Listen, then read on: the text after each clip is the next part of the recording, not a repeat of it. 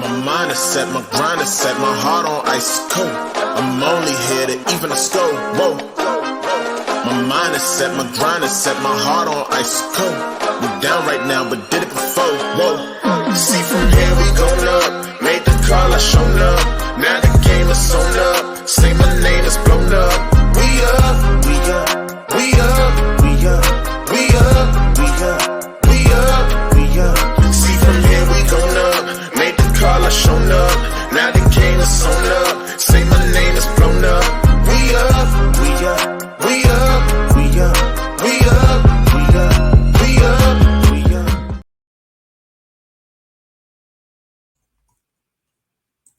What's up, everybody, and welcome to another episode of the Knighted Ones podcast, episode number 59. And we are also in season 2. Just as a reminder, we're the only podcast that features a former UCF national champion, a former UCF radio host, an ESPN analyst and hoops player, an infamous rapper, our resident influencer and IG star, just shooting the breeze, talking UCF sports. Remember to like and follow us on YouTube, Instagram, and check out the 70-plus teams and conferences on the College Huddle, Big 12 Huddle, 4th in Florida, and New Stream. With that, let's bring everyone into the show. We have a lot to talk about today following another UCF loss. So I'm going to let our producer, Nobra, start bringing in the guys. Josh Lazar, how goes it?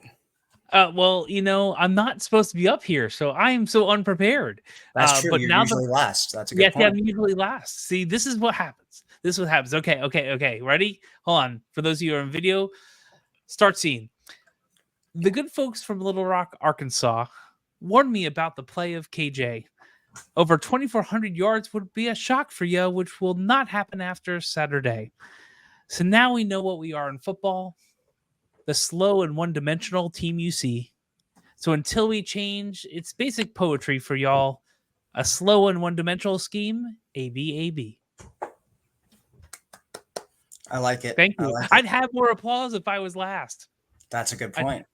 I'm hoping you are in your car hanging out and going, yes, no rapping, just basic poetry. Just poetry right there. All right, let's bring on Mr. Ben Stout. How's it going?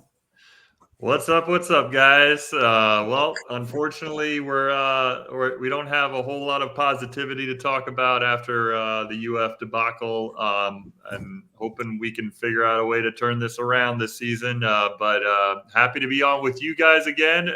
It was interesting to see Josh go first there. Yeah, I know. I know. Roger's gonna scream at his podcast device when he listens to this. But yeah, it'll be fun. For that reason alone, I'm glad Nobra did that.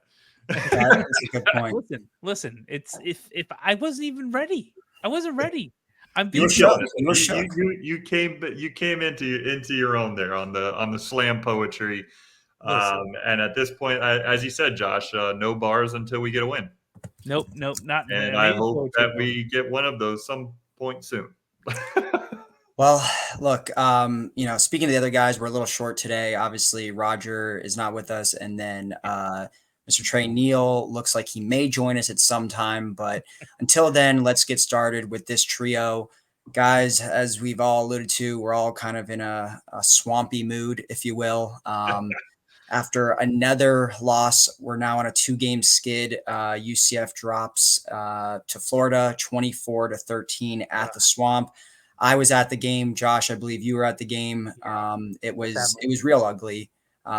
Just like the Colorado game, maybe worse in some ways. I mean, the score was obviously closer as far as the final margin, but overall it was pretty boring for UCF. Got really nothing going on offense throughout the game. It was just a bad overall performance. Probably one of the worst offensive performances in a UCF loss that I can remember in quite some time. Even in the Gus Malzahn, there's been some games I remember under Mikey Keene where we only scored around 17, 16, but the offense just seemed better in those games, if that makes sense. This game, they just looked awful. The defense was pretty bad, I guess, unless you want to count the second half. And overall, it's just a very listless and lifeless performance from the team coming after the Colorado game where you thought, hey, that would wake them up, an in-state opponent on the road, a hell of an environment. It was really cool. It's the first time I've ever been to the Gator Stadium. I thought it was awesome. Probably a lot of these guys that played Pee Wee ball together being in the state of Florida and just come out completely flat again. Obviously it's a non-conference game, but it just, I think, changed any positive feelings or anyone that was still, holding out hope. I think that pretty much ended it in that game. I mean, it was one thing to Colorado where you could say, hey, look, we didn't come prepared. It was, we didn't shine in the moment from all the stuff that was going on in that game. It was just a 1-game sample size. But then in this game, when you look arguably worse, it's looking like that's just going to be how the season is. So guys, thoughts? Go ahead, Josh. It was... Here's the thing. It was bad. We all know it was bad. And here's the reason why it was bad. Bad number one. Anyone who was there from both sides realized we absolutely had a shot at winning that game. It was very clear that it was possible. Now, the first half, like every single first half we've pretty much had against a team with a pulse, which is pretty much games 3 through 5, we've done pretty much nothing in the first half. And that we were able to overcome that in TCU when KJ played like that. KJ wins this game. We just can't get the level of consistency we need across the board. And I'm not going to put everything on the O-line, even though some others might. I'm not going to put everything on KJ, although some others might. It was an overall team loss, mostly on offense. I know we blew past text talk because we didn't really want to talk too much about what was going on. It wasn't good, I'll tell you that. But one of the things I did say over and over again is this is on the offense. The Gators had the ball for like 20 minutes in the first half. You can't leave the defense out that long. And to be honest, to only give up as much as they did in the first half with everything else going on isn't too bad. The offense is the problem. The lack of offense in the first half helped with these scores. The lack of offense in the second half didn't allow us to get back. And to be frank, other than one quarter, I'd say even one quarter, maybe the second half of TCU. But outside of that, and forget the first 2 games, offense is, we're in a Gus Malzahn offense that's doing nothing. Like virtually nothing. And that's the thing that infuriates me so much because we all know what Gus can do at times. It's just something is broken. And whether it's stubbornness of the head coach to play some other people or some other parts of the playbook, or the inability to play other people or the playbook, or just we just really got given an amazing amount of puffery this entire offseason for some odd reason. I don't know what it is, but the offense is the problem, and that should never happen in a Gus Malzahn based or led team. Period. End of statement. So I think what's interesting is like looking back on the Gus Malzahn era. And we were talking about it today, just in our group text today, is like, beside maybe the Gasparilla Bowl, like have we seen it seems like good offensive performances, good offensive game plans, the execution of that good offensive game plan, like that seems to be in the now like close to 3.5 years that Gus has been here, seems to be more of the exception rather than the rule. Our previous 2 head coaches, that was absolutely the rule. The rule was that we were going to burn you on offense. We were a juggernaut on offense. And it was a matter of could our offensive production allow enough help for our defense to hang on? That was certainly the case in the Heupel era, obviously, because of the speed of that offense and the amount of plays in a short period of time. And in the Frost era was just kind of next level because it was just a innovative offense for that time, and the speed of our offense and everything. But it seems to be in the Gus Malzahn era, like having a good game plan offensively, executing that game plan really well seems to be like a anomaly rather than the rule. Like I said today, I believe the only time I could really recall that happening is the last time we played Florida in the Gasparilla Bowl. One of the other things to kind of go along the lines of this Gus talk, because hey, it's right for us to talk about Gus Malzahn and to put a lot of the blame of the last two games and the way this season is going on the head coach, because he has put this entire season on his shoulders. So it's right for us to talk about it as a UCF podcast, to say that Gus, it starts with him. And one of the things that I found interesting that I didn't quite think about until this morning when I was listening to Mark Daniels on the radio is going into this game from a national perspective. No talk was about Gus Malzahn. All right. It was all about Billy Napier. Is this going to be the last game that he's going to coach at UF? And the week leading up to that, yes, the talk was about that. The Gator fan base was talking about that. But what we saw on the UCF side is multiple players defecting, deciding to take their red shirt, and they're leaving with the game. And now that's the new era of college football. It's the least fan-centric era that there's ever been. And it wasn't like RJ Harvey left. Like, I mean, we could talk about the players that have left, but it's not like key players left, right? But we had defectives.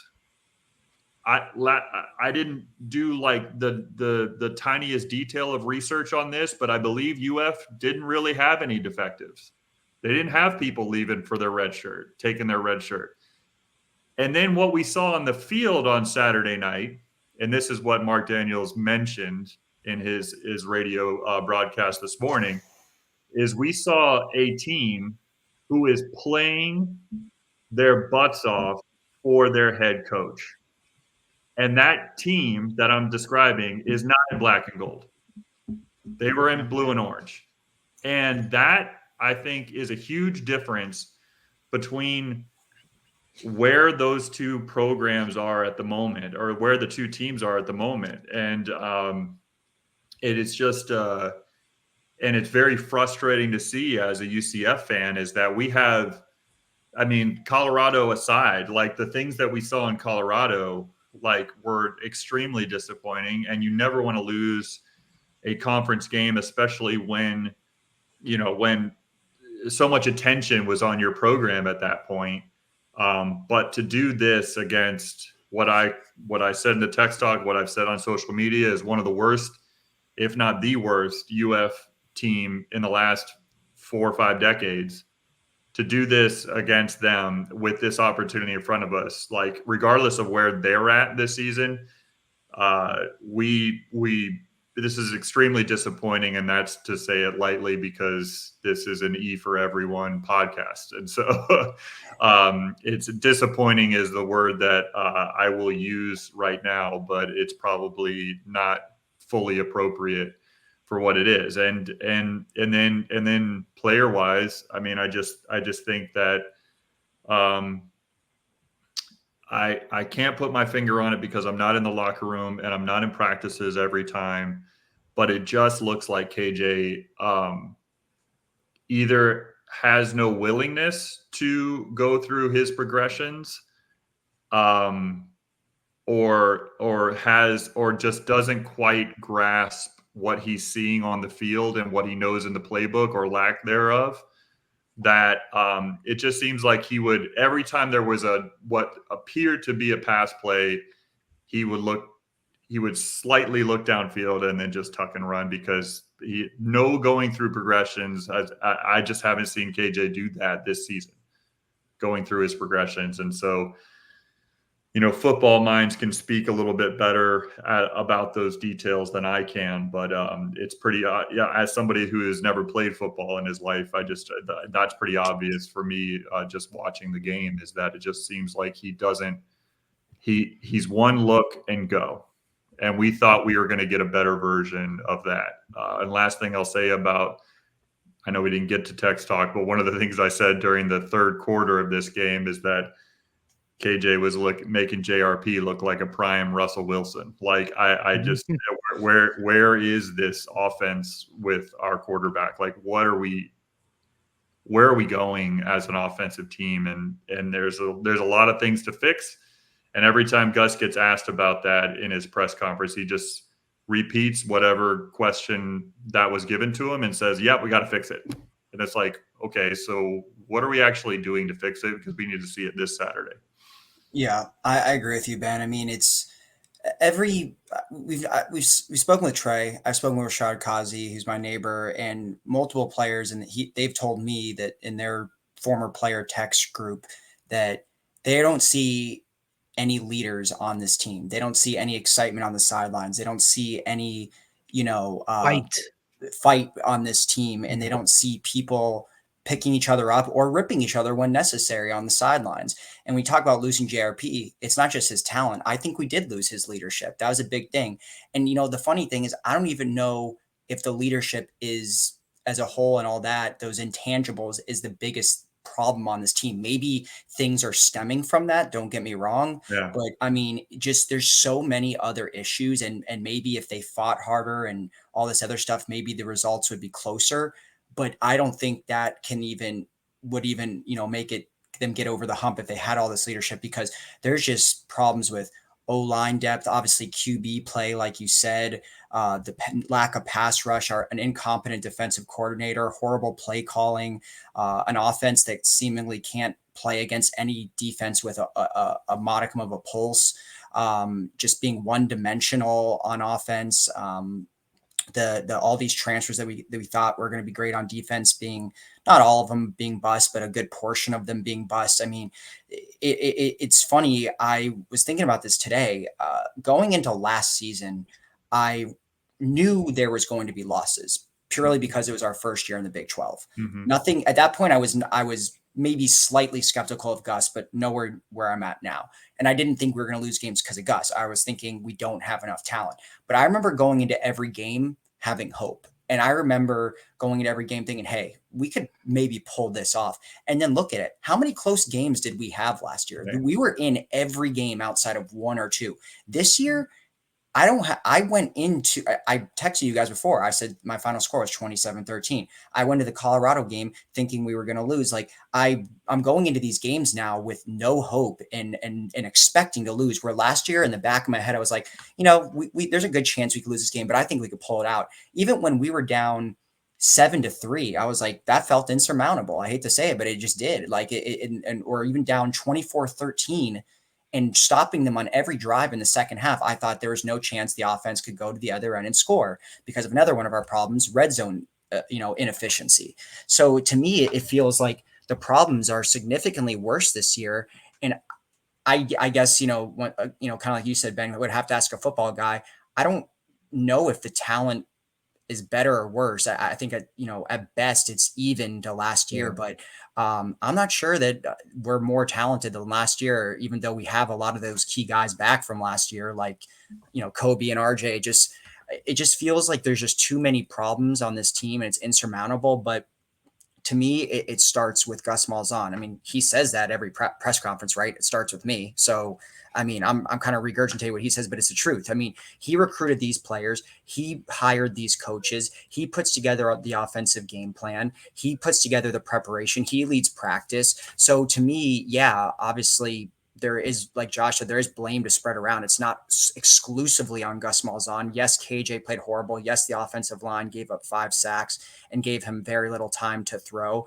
But I mean, at the end of the day, Gus is the architect of this team. So for me, I just don't have a lot of faith. I have pretty much no faith in him anymore that I think whether the game passed him by or whatever the case is, I think he cares deeply. I'm not questioning his him wanting to win or just collecting a paycheck. I don't subscribe to any of that, but I just think he can't make this work. Like it's just every year has gotten worse. We've gotten a worse record year after year after year, and there's a built-in excuse in all of them. But I just don't think he has it in him to turn this around, whether he just doesn't know how.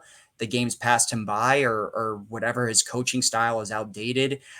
He's too stubborn, whatever the case may be. I just don't think he anymore can turn this around. And these booms that everyone gets so excited about, like they're empty at the end of the day. A lot of them don't play, and even if they do, it doesn't matter with all that talent if you're not able to put together a competent rest of your coaching staff, a competent playbook, and put your players in a position to win. So for me, I just don't think he can lead a Power 4 program to any level of respectable success. I don't think he'll ever be a guy that's 2-10 or 3-9, but I don't think he'll ever be a guy that's consistently has you in the conversation outside of, a crazy year here and there, which he's done sometimes in his career. And I'll talk about that later in my stat of the week or whatever, but I just have lost faith in him. And I don't necessarily think he's lost the team per se.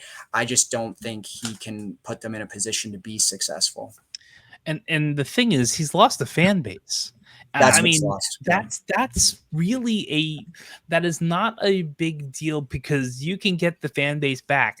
Part of my other text talk was going to be the insane part of all of this is that we're not going to, obviously, but we could just win out and get into the playoffs. It's not going to happen. I don't think it's happening in any way, shape, or form, but that is still a possibility. So that is part of the blessing, if you will, of being in the Big 12.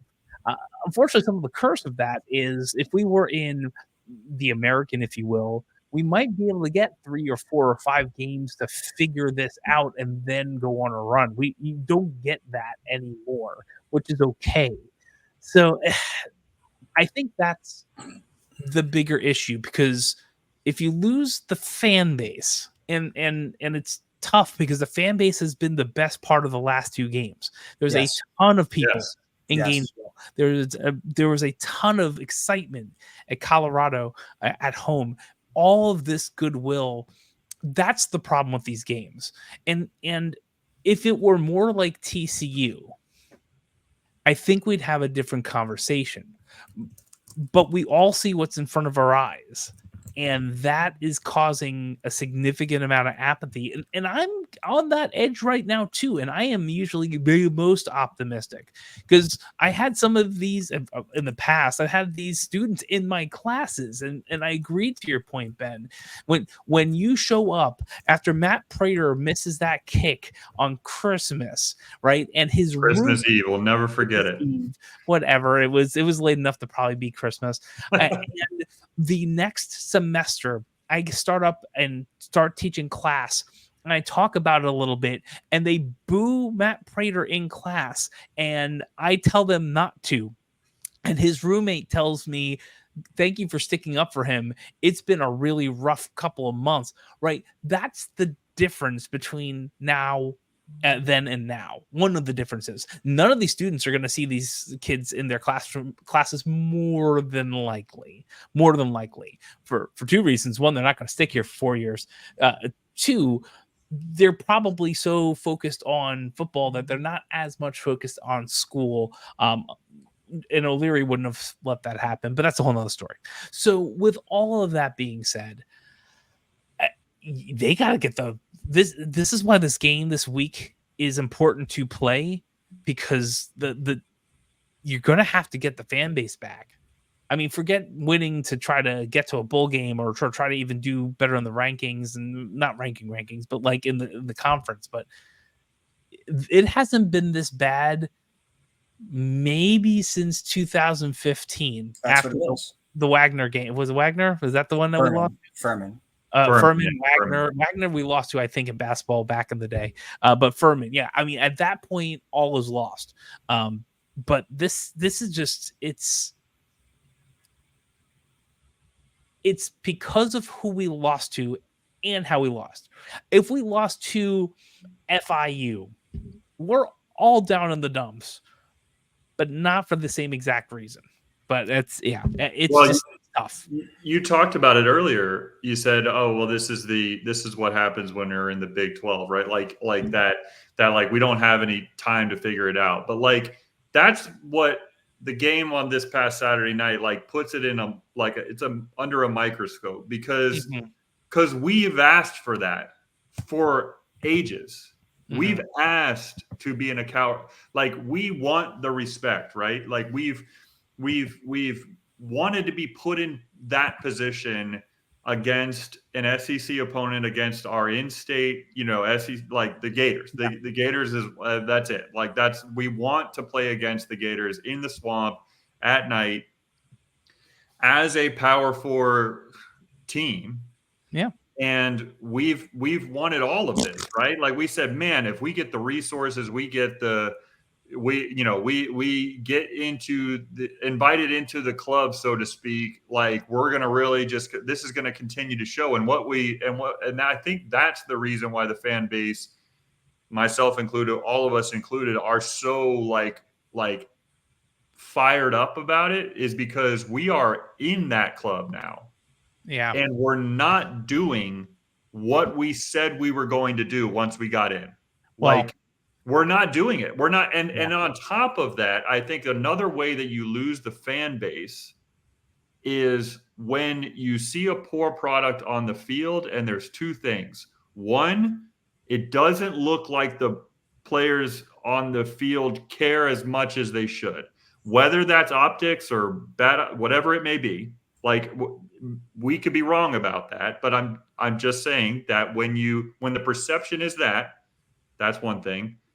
The second thing is when it doesn't appear to be a confirmed or even strong plan to get us out of this situation. Right. Yeah.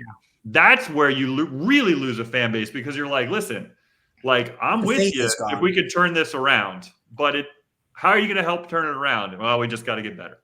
How are you going to do that?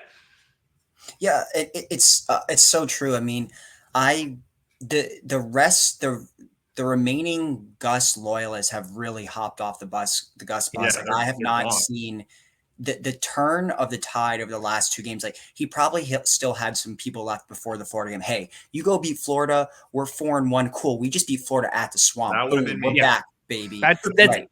Everyone on the fan base. Right. Everyone. And now I was gone before that, but I agree 100% that the rest of the people are now gone. Now, sure. Can you go out and win every game and have the fan base back and return to? Of course. The fan bases can be fickle. Yes, you can get them back. But I think the difference now is that the excuses are gone. That the built-in excuses, it's the first season in the Big 12. Oh, we had JRP injured, whatever it is, that now the fan base doesn't believe in him. Yes, you can get them back, but I think that's always going to be the back of our head. Even if we were to go into 4 straight, I still think it'd be all back in our mind. Well, where's the collapse coming? I think the belief is gone that Gus can maintain success and consistently do it at a high level. Sure, he could win the fan base back, but my thing is, like I said, this is a 3.5-year sample size where every major opportunity we've had to take it to the next level under Gus has been a failure. You lose 3 out of 4 in 2022. You lose the chance to host the conference championship. You lose the automatic Cotton Bowl bid. You lose 2 bowl games in a row this year. You're in front of 4 million viewers, have a chance to have your brand really recognized, because obviously big part because Dion or whatever's there. Yeah. You have big noon kickoff there. You blow it. This week, you have a chance to say, hey, Florida isn't our big brother. Even though it's their worst season, we're going up to the Swamp and we're spanking them, and you blow it. Like every major opportunity that we've had under Gus has been blown after the first Florida win. He's done nothing since that Florida win in his first season. That was the highlight, the total peak of Gus as UCF's coach. Everything since then has been downhill outside of booms and off-season excitement. And I don't want to be too hyperbolic here, but I feel like he's eroded and shredded most of what we built over the past 10 years, as far as just the national brand and the 2 undefeated seasons and the NFL players that we've gotten or, put into the league. And on top of that, what about our home field advantage? That is gone. Like that, we used to be one of the toughest places to play in the country. And I know the schedule has gotten tougher, but I think that whole home field advantage, he's just blown up there. That Colorado game, our fan base was so fired up during that game. That should have been a win on pure energy alone, or at least been close enough, where because of the energy. And I think he's shredded that too. So for me, I think he's lost the fan base, and he's I don't want to say he's eroded everything in the past 10 years, but it feels like it. And yes, could you go out there and make a playoff, win a few games in playoffs and it's back? Yeah. But right now UCF has zero national prominence. No one's thinking about us. We're an afterthought. We're just a middling or lower tier Power 4 program that no one gives a crap about. And anytime we've been in the spotlight this year, the last 2 weeks, it has just further dug our grave as where we are considered nationally. I mean, I remember in 17-18, we were arguably the most talked about team. Part of it was, because of the national championship claim, but still we were there. Now we are kind of like a laughing stock, and it's a real shame. I don't think it's forever. College football is cyclical. Sports are cyclical, but what he's done, has eroded a lot of stuff, and the faith for me, and like you said, you guys, a lot of the fan base is just gone, that he's going to be able to turn this around. And it feels like it's time for a new vision. Yeah. And I'm usually the ultimate optimist, right? And I can't find too many flaws in that argument. I mean, it just doesn't.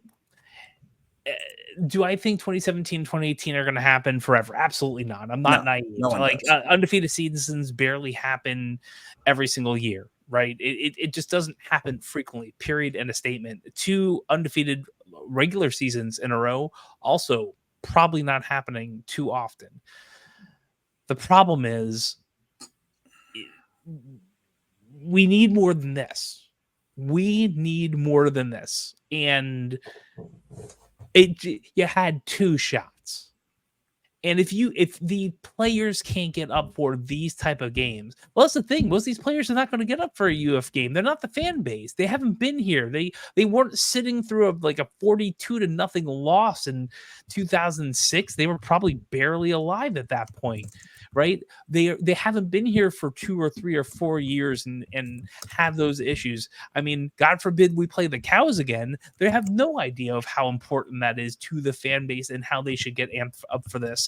I mean, I know people who go to Oklahoma understand that for Texas, and I know that other people going to Michigan understand that for Ohio State.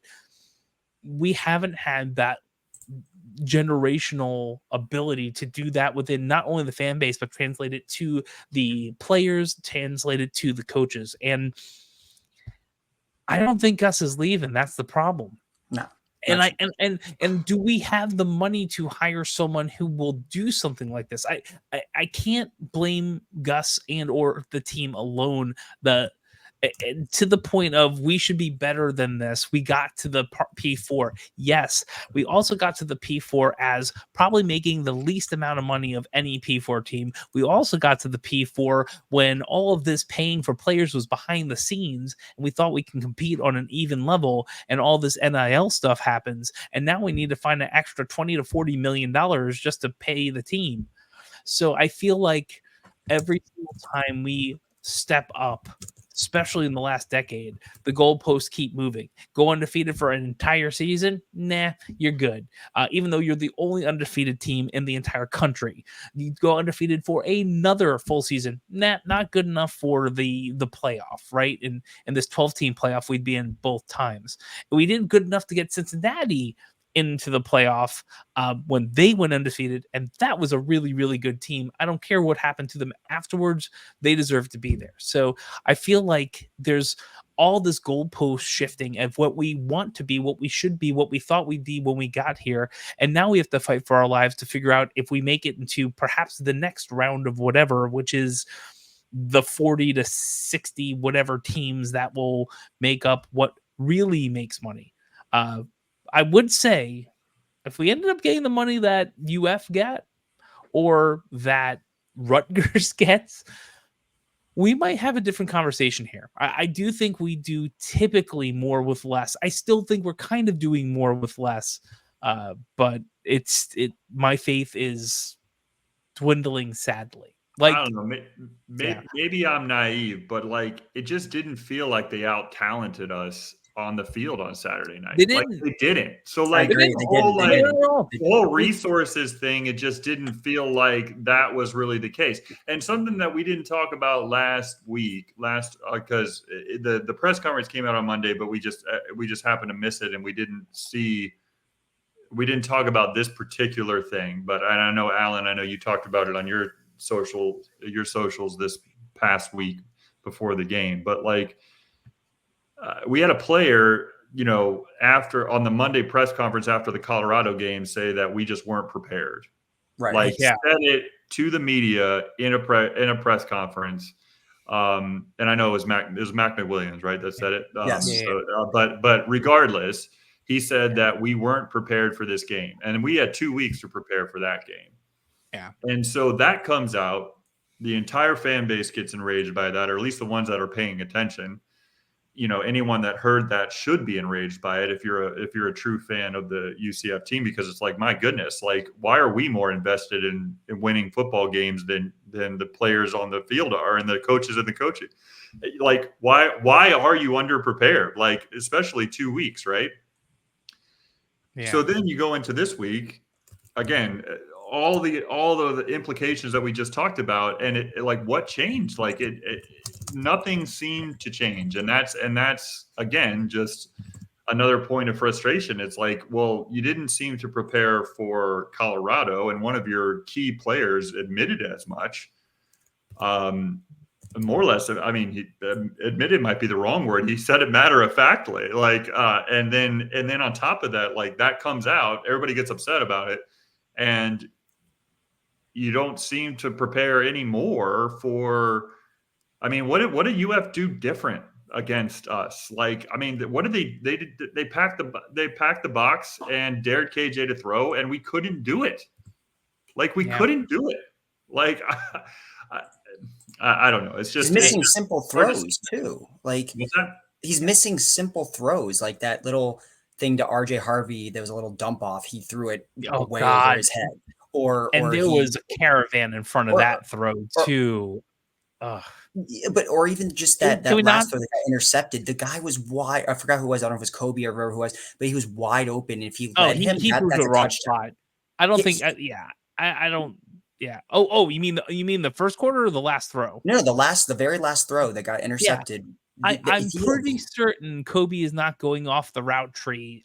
He's better than that. No, it was a bad throw by KJ. It was a bad throw. And that's not Gus's fault, but at the end of the day, Gus stuck with him and recruited him. And this guy is not making simple throws that, I would assume one other quarterback on our roster could have made that throw. And it's a large sample size now. He's not making good throws, good decisions. So whether that's the playbook, we all saw KJ's history, he clearly is a competent quarterback to some degree. So whether it's Gus not putting the right positions or he just sucks now, and then either way, there's a problem there that needs to be fixed. But the last thing I'll say on this subject before we move on, I know we're gonna probably talk about KJ, but is, Josh, you brought up a good point. Like, I'm all for entertaining. Like, we're only in year 2 in the Big 12. Our nil is the second lowest in the entire Big 12. We're still building. Gus has only had one recruiting class in the Big 12, and we're still far behind resources wise, and we're getting to that. And I'm all for entertaining that. And I agree with it. I had a friend, tell me that, last week when he was trying to calm me down about it, he was saying, on the positive side, we are still very young in our journey here. And I get it. But my kind of response has two things. BYU's 5-0 and undefeated in the second year on the same level as us. Maybe they have a little more resources, whatever. And SMU's 4-1 and just beat a ranked NC State or whoever it was. Or sorry, not SMU. Yeah, SMU beat, I think, NC State or Louisville, whoever they beat in their year 1 in the Power 4. And I know these, SMU and BYU have been around a long, long, long time, and they have money. But the main counter I have to that is I just don't see the roadmap under Gus. That's what it is for me. I don't see the vision and I don't see the roadmap to getting better. I agree we need more time, we need more resources, but even with that, Gus has had that in the past at Auburn. I just don't see the roadmap to being what we all think, the sleeping giant that we all think we can be and we all strive to get to. I just don't see that roadmap under Gus anymore. And that's here's a super dangerous thing about the way our fan base is feeling right now. And I use the word dangerous because it will not help this new era of college football in the way that we're looking forward in the future, is that like we all know UCF fan base, like we're a young fan base, we're results based. There's a lot to do in Orlando, and if you're not putting a product on the field that this fan base can get behind, I worry that those resources aren't going to all of a sudden exponentially get better from the fan base's perspective, from the boosters perspective. Right. Like we still have a very on average young fan base I mean, there's not Tyler Gehrings, they don't grow on trees around UCF. And so, so that's still a very rare thing for us to have that kind of support financially from our fan base. So that's where I worry as well, is that are we going to maybe get a little bit better than we are today as far as the NIL is concerned, as far as our coffers are concerned, but we're not going to get better at a rate that is going to catch up to anyone. So, and I believe Trey is behind the scenes, so maybe we should bring him in. Whoa, let Alan don't put the man behind the curtain. Let him. My bad. Well, listen, I will also say, Tyler, if you are ever interested in coming on the show, it is a open invitation. You can at any time 100%. come. We are appreciate your support. We're not even pay for play. Just come and hang out, and we're good. Alan.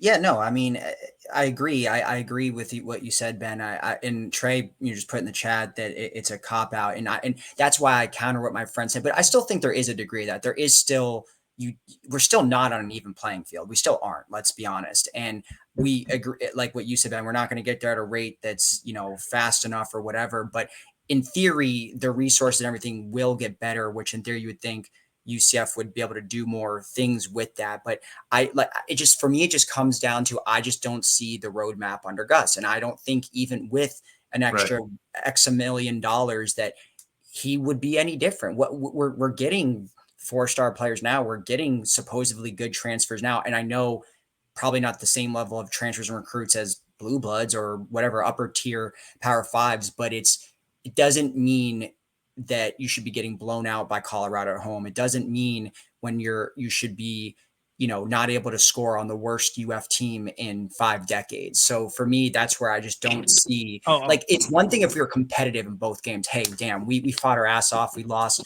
by a touchdown. We lost by 3 points like we did last year against Oklahoma. Those were games I held my head high and was proud on.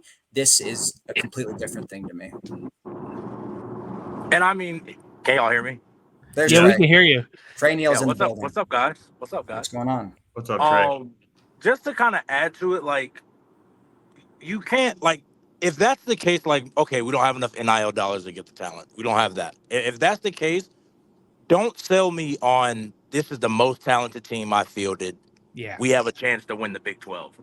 Yeah. You can't sell that. You cannot sell me that and put that product on the field. And again, we're recruiting. I mean, we were number 3 recruiting class in the Big 12. And Gus, if it's one thing, Gus, I will give him his credit. He can get those quote unquote talented guys according to the ratings, according to the rankings. We bring in talented players. Now, one thing we either have to say, Gus, you can't develop those players. That could be the case. Or maybe you guys just don't evaluate talent and you're just looking at stars. Because I can't, it makes no sense to me. I played when we were playing 2-star guys, guys with no star, coach and maximize their potential to be NFL players, and you see it all over the field. I mean, and that's been our history. That's what it's always been. It's not just under one coach. It's been Coach O'Leary. It was Coach Frost getting guys. It was Coach Heupel getting guys, and you have to develop. Otherwise, what's the point in getting all these classes if, one, you're not going to keep them, as we're seeing with with Xavier Townsend and guys in the transfer portal. And if two, you're not going to develop them. Why bring in all this talent if it's never going to get maximized? Why get excited about all this talent if you can't even maximize it? That's one of my main gripes with Gus is you sell me on, oh, we're the most talented team. And we are some of the, I don't think there's anybody in the conference that's more talented than what we put out on the field. I think they execute 1,000 times better. I think those guys play better. So that's my main gripe. I don't know if that's what y'all are getting at, but that's where I hopped in. So agreed. Yeah. No, it's true. It's 100% true that he did sell us on it. And that was one of my other counters to my friend was that we just got the third best recruiting class. And, if that's the case, if we have the third best recruiting class and these are 4 stars, obviously I know not all of them are going to come in day one ready to play. But you're talking about you had 4 stars last year that are entering sophomore year. Like, where are these guys? Why aren't we playing them? If the transfers, exactly. And that's and that's my thing too. Is like, then there's the counter argument. Oh, like, well, you play the best guy, and the transfers are experienced. They probably are the better guy. But my thing is like, we're not getting like all-star amazing transfers. That yes, they're experienced, and yes, some of them are talented, and yes, some of them probably are more ready and are the better play right now than some of these freshmen, but I can't envision all of them are. If anything, I think we're succeeding more in the high school recruiting than we are in the transfer. I think if anything, transfers nil-wise cost way more than the freshmen do. And if we have the second lowest nil budget in the all of the Big 12, then probably these guys that we're getting are guys that aren't being recruited by the top schools. So let's go over to these guys and develop the top tier, recruits that we're getting that are choosing us over blue bloods and things like that. And I get it. Like, you play, it's a new era of college football, play the best guy. And it's a lot of teams are going to be transfer heavy, but I think if you can't go out and buy the best transfers, which we can't, they're good, but you can't buy the best ones. Let's mix in some of these youth that supposedly are top 300 players in the entire country by every platform and recruiting outlet out there. But we don't seem to be doing that either because Gus seems to be playing favorites.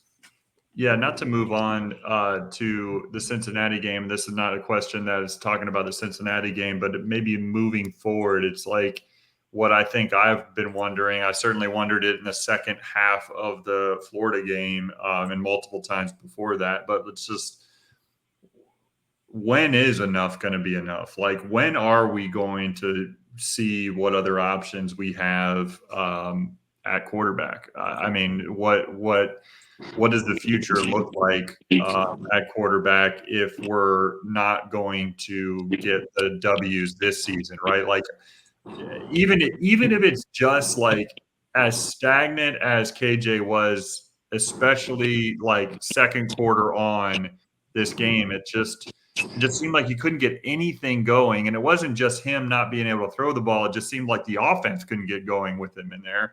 Like, there is a credence to like taking him out and just seeing, like, having him watch a possession on the sideline while Ja'Cory Brown goes in there and maybe provides a spark. And it doesn't mean that you have to take him out the rest of the game. It just I'm wondering when we're gonna, like, when is enough going to be enough, and we're going to see that. And Ben, I always try to reference that. Look at Jalen Milroe right now on Alabama. He got benched last year versus USF. Mm-hmm. And Alabama's like, look, you're not the answer right now. We're trying to win a national championship. That like, you're not going to help us do that. We're in a dogfight with USF. Like, that's not acceptable at Alabama. That should be the exact same thing. KJ, we should not struggle versus some of these teams that we're struggling against. And if it's just you sit for, like you said, a drive, sometimes maybe even just a quarter or even a whole game, just to see, like, listen, it's not guaranteed. You aren't just, I don't know how much money he's making. I know you're paid to play, but you have to produce. You're paid to produce. That's ultimately what you're paid to do, is produce. Like, you can play all you want, but if you're not doing anything great, we need to see the young guys. And I don't know, to me, it's one of two things. Either Gus is just going to die on the hill, which, okay, I understand that. Like, listen, this is the guy you feel is the best, and you want to run it. or Ja'Cory Brown is just not that good. I find it. I don't know what the answer to it, to be honest, is, and that's what's baffling to me is we've sat here through 5 games. We maybe have one half of KJ playing good football in 5 games, and it was the second half of Maybe. TCU, and it exactly. And to be honest, that's an anomaly because we've been down by 21 points for besides the 2 games that we should easily win. TCU, Colorado, and Florida, we've been down 21 points at halftime, all 3 games. So maybe this is just what KJ is, and we need to see something different. But I don't. It's frustrating to me, Ben. To answer your question, I don't see why we wouldn't make a change now. I don't see why we wouldn't, because again, we have a 5-game sample size. We gave him the grace. Okay, maybe he's working out his jitters the first game. Then game 2, he looked better, but you still see him sailing passes and missing passes, and the receivers aren't helping. I will say that, but you see the same thing. And then TCU, that first half, I'm like, he needs to be benched, but he kind of saved it. He saved himself in the second half. But Colorado, it was just, to me, I'm just like, this is unacceptable. But And like, go ahead. What even plays did he make in the like, besides the maybe last drive of the TCU game? Like, and the play that I'm really thinking of that he made was a quick slant hit to Kobe after he faked the handoff. Like, I mean, what plays did he really make in the TCU second half that I can recall at this point that like were such a difference maker in the game? That, I mean, he handed the ball to RJ Harvey and he did his thing. Yeah. The 2 throws to Kobe back to back, the bomb, and the one right after that was also good. And this is a point I was going to say earlier, but I'll throw it in there and then we can get back to ripping everyone. You want to know when this offense looks like the amazing offenses we are used to? It's when they don't substitute. And I know they're not going to do that it's not Frost anymore. They're not going to do that the entire series. But when we get a little thing going, don't substitute and keep pressing, we are doing really, really good. So either we can't get the calls in fast enough to actually play the hurry up that we need to, even though we have the in-ears for the helmet, or the team can't have the stamina to do that for a series. And either way is pretty much unacceptable. But anyone who's analyzing that film has to see it. Like, when we don't substitute and we keep the personnel, and even if we do the same 6 plays that we're going to do anyway, if we're going to just do, run between the A gap, jet sweep, wheel route, some bomb over someone's head, some skinny post or whatever. If we just do those 3 to 5 plays every so often with maybe even a screen, if we can throw the ball to RJ, we're probably scoring most of the time. And it kills me when I see them substituting out for what the layperson seems no good reason when we have momentum on the drive over and over and over again. When we stick to that personnel, it floors me. So anyway, back Josh, to you. I have an honest question. Like, oh, we lost you there, Trey. No. This is what we get for having Trey in the car, having dinner way too late. So, yeah, I mean, we'll get back to Trey. It does floor me, and at some point, I mean, the fan base is already kind of over it. How long are we going to go through this game too? I mean, it's just, I'm hoping we provide some new insights or things you haven't heard, because the reality is we all feel the same way. It's kind of this. Yeah. In the second half of the game this past Saturday night against the Gators, it just seemed like whenever their offense needed a few yards to get a first down, on third down, for instance, like, they got it. They figured out a way to get it.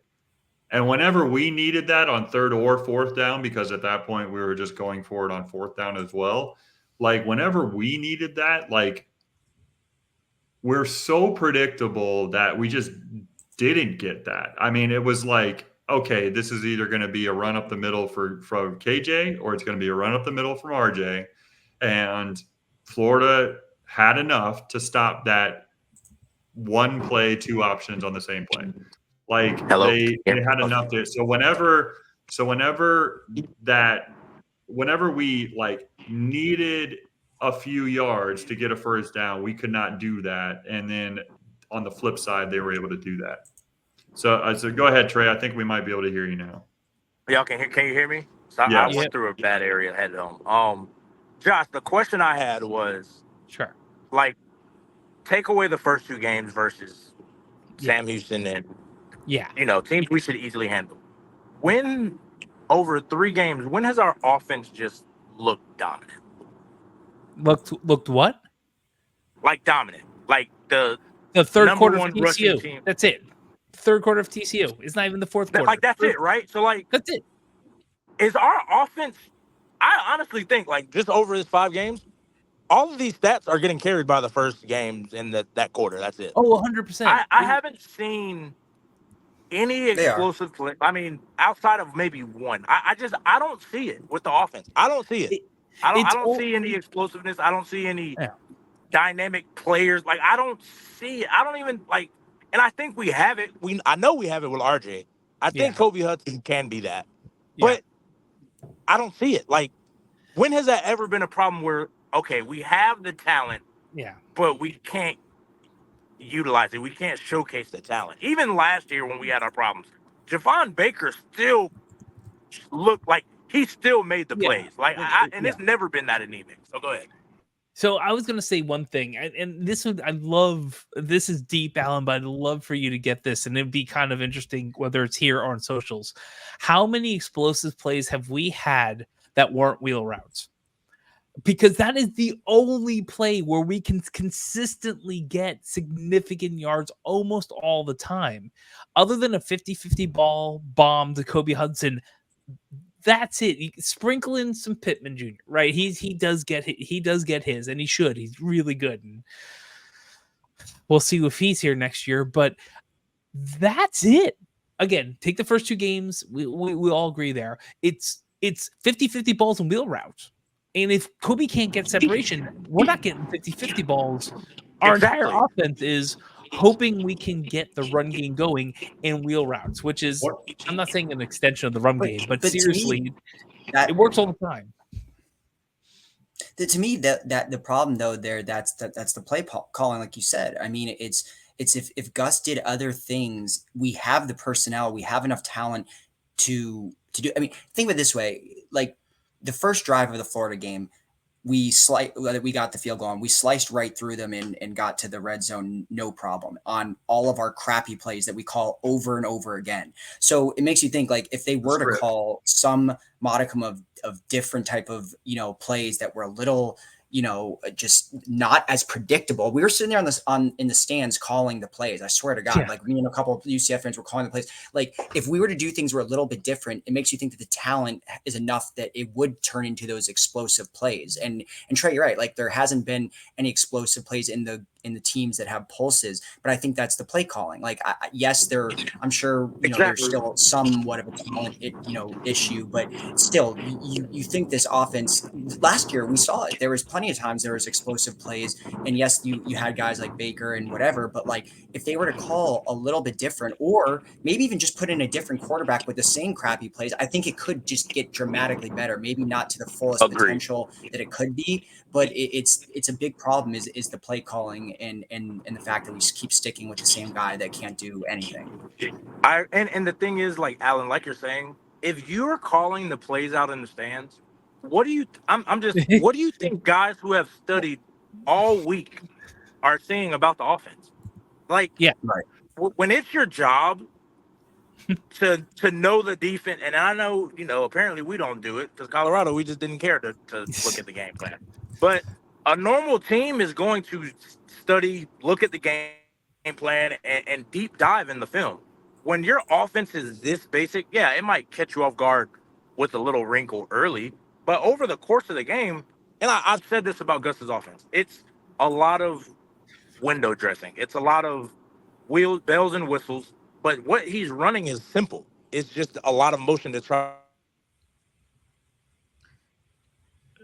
Well, we just lost you there again, Trey. But like and I've heard Trey say that numerous times, which is right. You know, like it's a lot of window dressing and all that. But like I almost feel like, just from my fan perspective, not having the football background that Trey does and others, but like it almost seems like that window dressing isn't even there this year. Like it seems like there is no disguises, there is no motions pre-snap, like not as much. I mean, they're very simple motions if they are.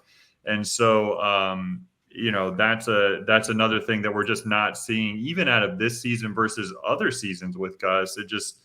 And, you know, perception starts to become reality at a certain point. Like, and my perception of KJ has just been like, not only does he seem to only respond to a very simplified version of the playbook, but it also appears that, I mean, it just looks like he's out of shape out there. Like it looks like he doesn't have the physical, like, unless he's running the ball about 6 yards, 7 yards, and he's running a DB over, right? Like that's one of the things that he can do.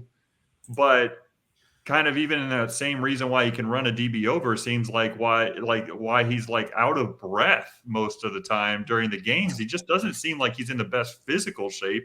And I don't know, again, we're not in the locker room. We don't know what's going on with KJ. Like maybe he's got some sort of injury going on or whatever, but like it just doesn't seem like he's in the best physical shape. And then on top of that, the decision making isn't there. It's like, what's going on with this quarterback that let's be frank, in this era, we paid a lot of money to come play quarterback for UCF.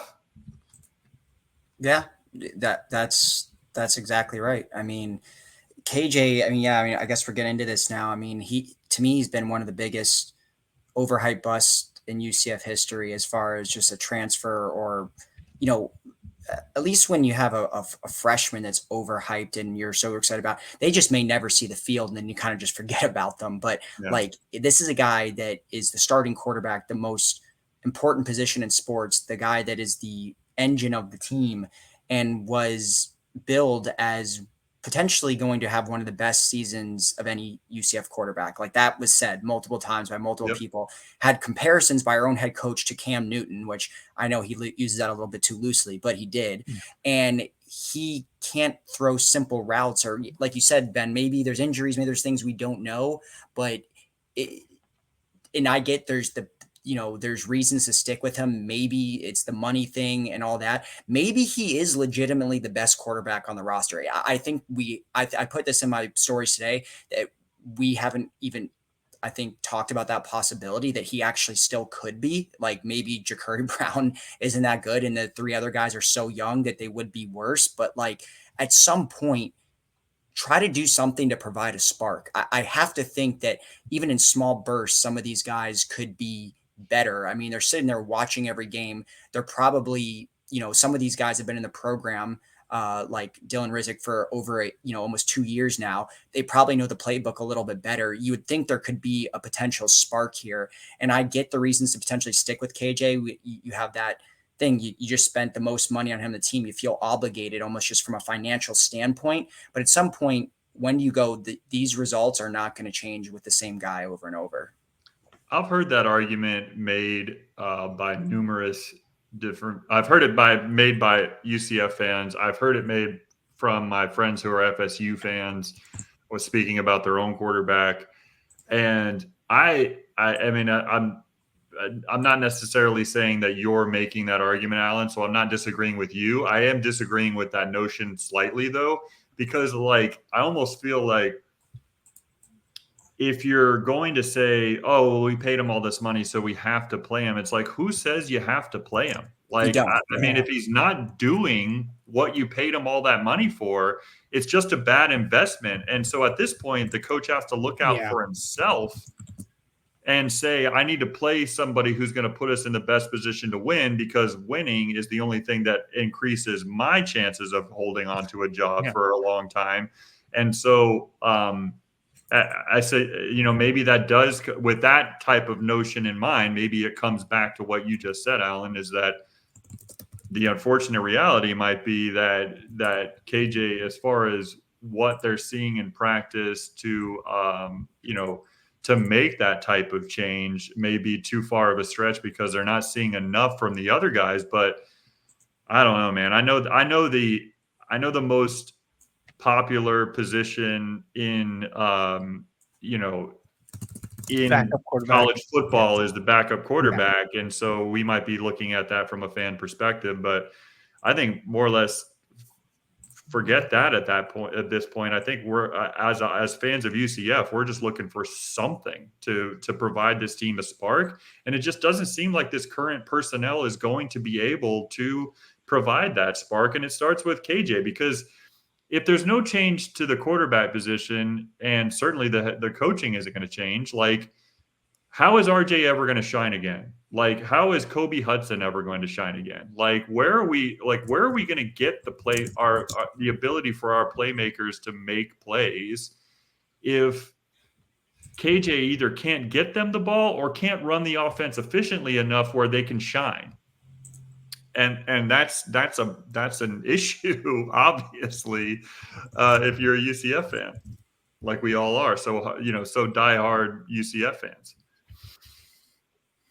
Yeah, 100%. Well, yeah. Look, at the end of the day, I think something has to change. Like you said, yeah. Why can't you switch it out? And even if he is the best quarterback, I still think it's worth. You could always go back, right? You could always go back to him. If the other 3 or 4 quarterbacks on the roster are that morbidly bad where they make KJ look like Cam Newton, then fine, go back to KJ. But try something, because this guy has what, in the 3 games that are real games, he has 4 touchdowns and 3 picks and completing like 50% of his passes. His QB rating is awful. I mean, it's just and then talk about rushing. He's not really, there's been a couple instances of him of bowling people over, but like, he had negative 16 yards in this last game rushing. He got stopped on 4th and 1. He got stopped multiple times. He looks slow. He looks out of shape. So I just feel like there's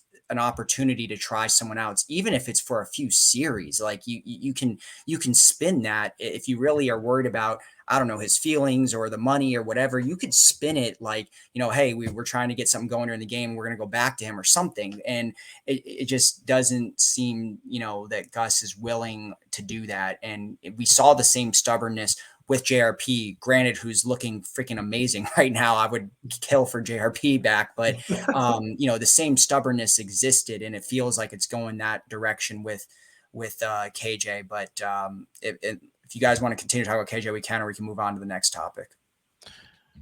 I think we need to move on. We're an hour and 7 at this point, and just thrash it. As much as I want to talk about it, just and you love JRP, right? But would we have him at this game at this point? Right? Would Colorado or UF would have already put him in the injury room, which is part of the problem. So I think we need to move on. As much as we have now say we have something to look forward to, but let's see how the podcast takes it, everyone. Yeah. Well, all right. Just some key stats before we move on to the next topic. KJ 12 of 22, 165 yards, only 7.5 yards per pass, 0 touchdowns and a pick. Harvey still had a solid game as the only, person that had life on the offense. 16 rushes for 75 yards, scored our only touchdown in the game. Also had 35 receiving yards.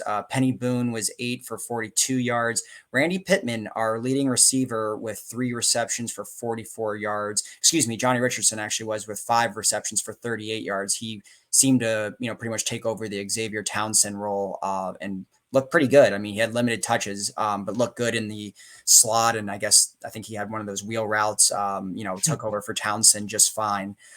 Ethan Barr was our leading tackler with 7 tackles, had a tackle for loss. Lee Hunter had 6 tackles. Mac McWilliams had 5 tackles and 1 tackle for loss. Overall, we were outgained 359 to 273 yards by the Gators. We had 6 penalties. We had 1 turnover and forced no turnovers, which is also becoming a theme. And we were 4 for 12 on 3rd downs. So just not pretty stats all around. But moving on, we talked about obviously KJ, just another thing on him. His PFF ranking was 59.4, which is considered below average. Was one of the worst on the team offensively. I think we talked about all the problems in the game, that fourth quarter drive, the lack of urgency, the offensive line. Let's move to maybe one level of positivity here. Thoughts on the defense? Are you encouraged by that second half shutout? I mean, they literally didn't give a point, and they only had Florida was only able to gain 93 yards in the second half, and we actually won the time of possession battle also in the second half. Was that kind of just an empty kind of thing, or were you encouraged by the defense? Who, if you think about it, they gave our team a chance to win with 0 points. The offense had multiple opportunities to come back and win this game because the defense did their job, or was that just kind of false hope? I'll even say the defense was pretty decent the whole game. I mean, if we hold any, we're going a little back here, but if we held any team to 24 points, we're usually doing well. And that's why I say the offense is really so much more of the problem, because the offense gave the defense nothing.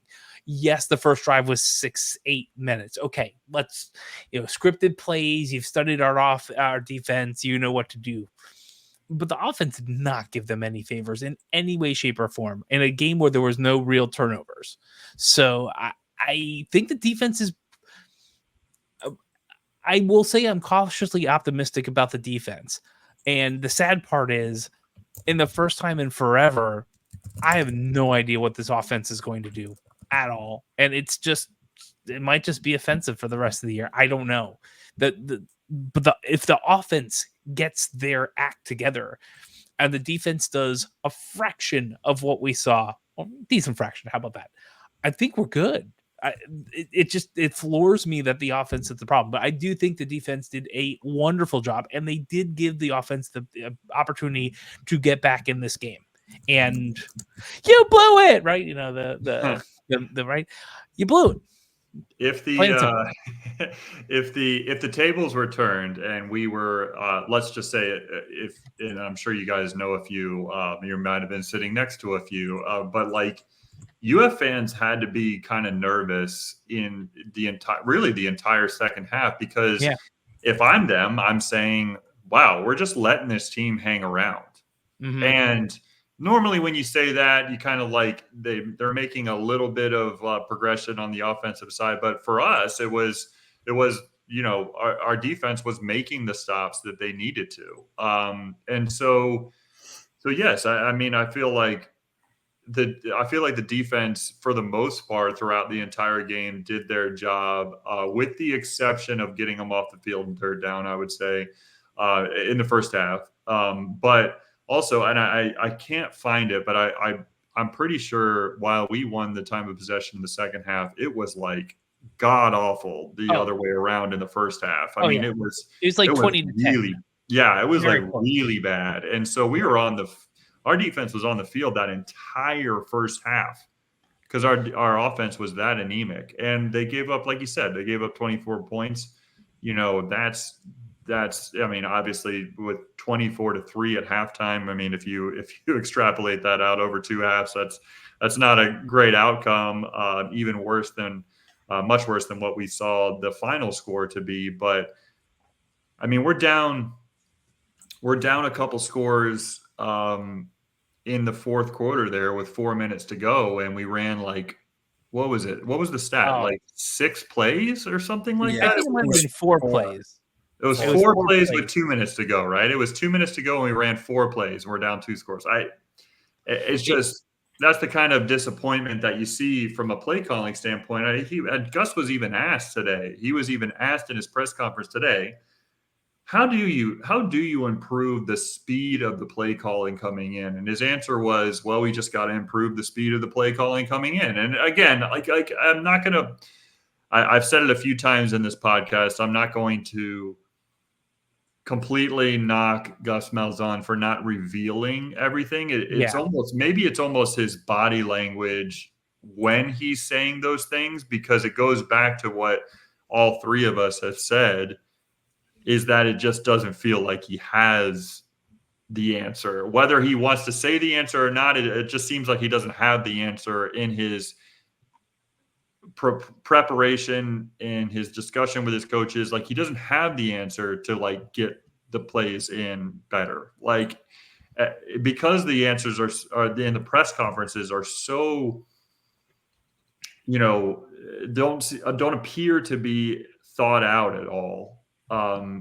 It just makes you wonder and question whether or not he has the answer at all. And that's just what makes it upset. But, getting back to the defense, I mean, we saw some good things on the defensive end.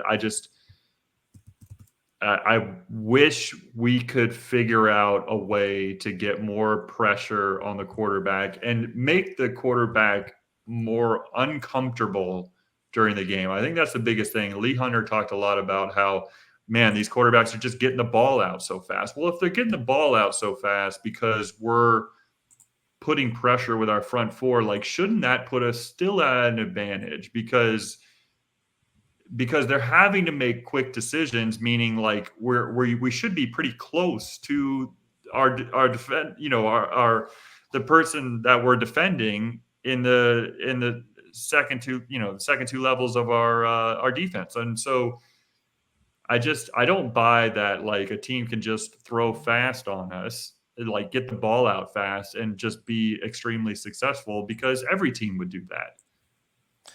And well, we should just not, if they're going to do that and it's not run, just drop 9. I mean, but right. the like what they try to do with us, if we're not running the ball, and they know it's a passing play, he knows he's not revealing it, and I 100% agree with you. I appreciate that, but how? Is he just good? If nothing changes, is he just going to evade for the next what? How many games do we have a potential to lose? 7? What are we going to do in the next 7 games? Like, I will tell you, the after game press conference was one of the most direct it's been in a while. Trace had some hard hitting questions. And Brandon from ucsports.com. He asked his first question. He gets the privilege of the first question. He's been there 20 plus years and just zipped his lip. If you haven't noticed, he was like, and it was not good. And this is probably the toughest Gus has had to have it since he's left Auburn. And that's way more of a pressure cooker than this. But now we're getting to that point. So he has to figure it out, right? Something has to change. And this is why I'm hoping we get to play Cincinnati, because if we can't figure out a way against Cincinnati, it's over. I mean, you got to call it, right? The patience. Cincinnati this year is a better team than Florida is. I know from an execution standpoint, they are, and they're probably our easiest one left. Bad team. I'm not saying that. Well, I was going to say they're not Houston, but Houston just went on the road, right? I'm not saying they're a bad team in any way, shape, or form. What I'm saying is that a litmus test should be a team we have beaten a few years in a row outside of and have close. It's been good games. If it's not a close, good game like it has been for a while, that's the litmus test. And I know they've already had a bye week last week. Don't get me started there. But that's it. I mean, if you lost the fan base already, and somehow Cincinnati blows you out at home, no, you're just not going to get half of your. You're not going to get anyone coming to the games. More than likely. Yeah. A lot of people selling tickets. Oh, tickets are going to be cheap even for the Cincinnati game, I imagine. Well, they already were. Yeah. So. Be fair. Yeah, so it's an interesting scenario. I think our defense played well enough to keep us in it, and that's a positive note. I think that there are still a lot of question marks on this defense, though. In particular, it's can we get home on the quarterback? Like, can we provide any type of pressure to make him even uncomfortable? The sacks aren't going to be there. Are we going to make him uncomfortable enough to, provide some errant throws, which we just haven't seen it. Like, the turnovers are down.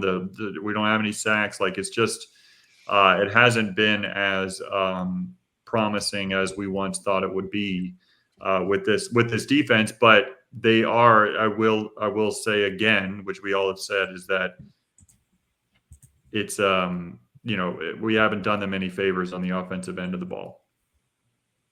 Yeah, no, there's no doubt. I mean, just to follow up on that, I mean, yeah, I was encouraged by what the defense did. I think that was probably their best showing so far. I mean, I think that's the only time they've completely shut out, a team in an entire half. And the fact that they did it against Florida on the road is impressive, even if it is a bad Florida team. So, hopefully that brings some momentum, but we just haven't seen it consistently enough to have confidence. And then even if they are playing well, you just don't think it's like Josh, like you said, a team. If you told me before the season that Florida scored 24, I would have said it'd be 100% won the game. Not even a question.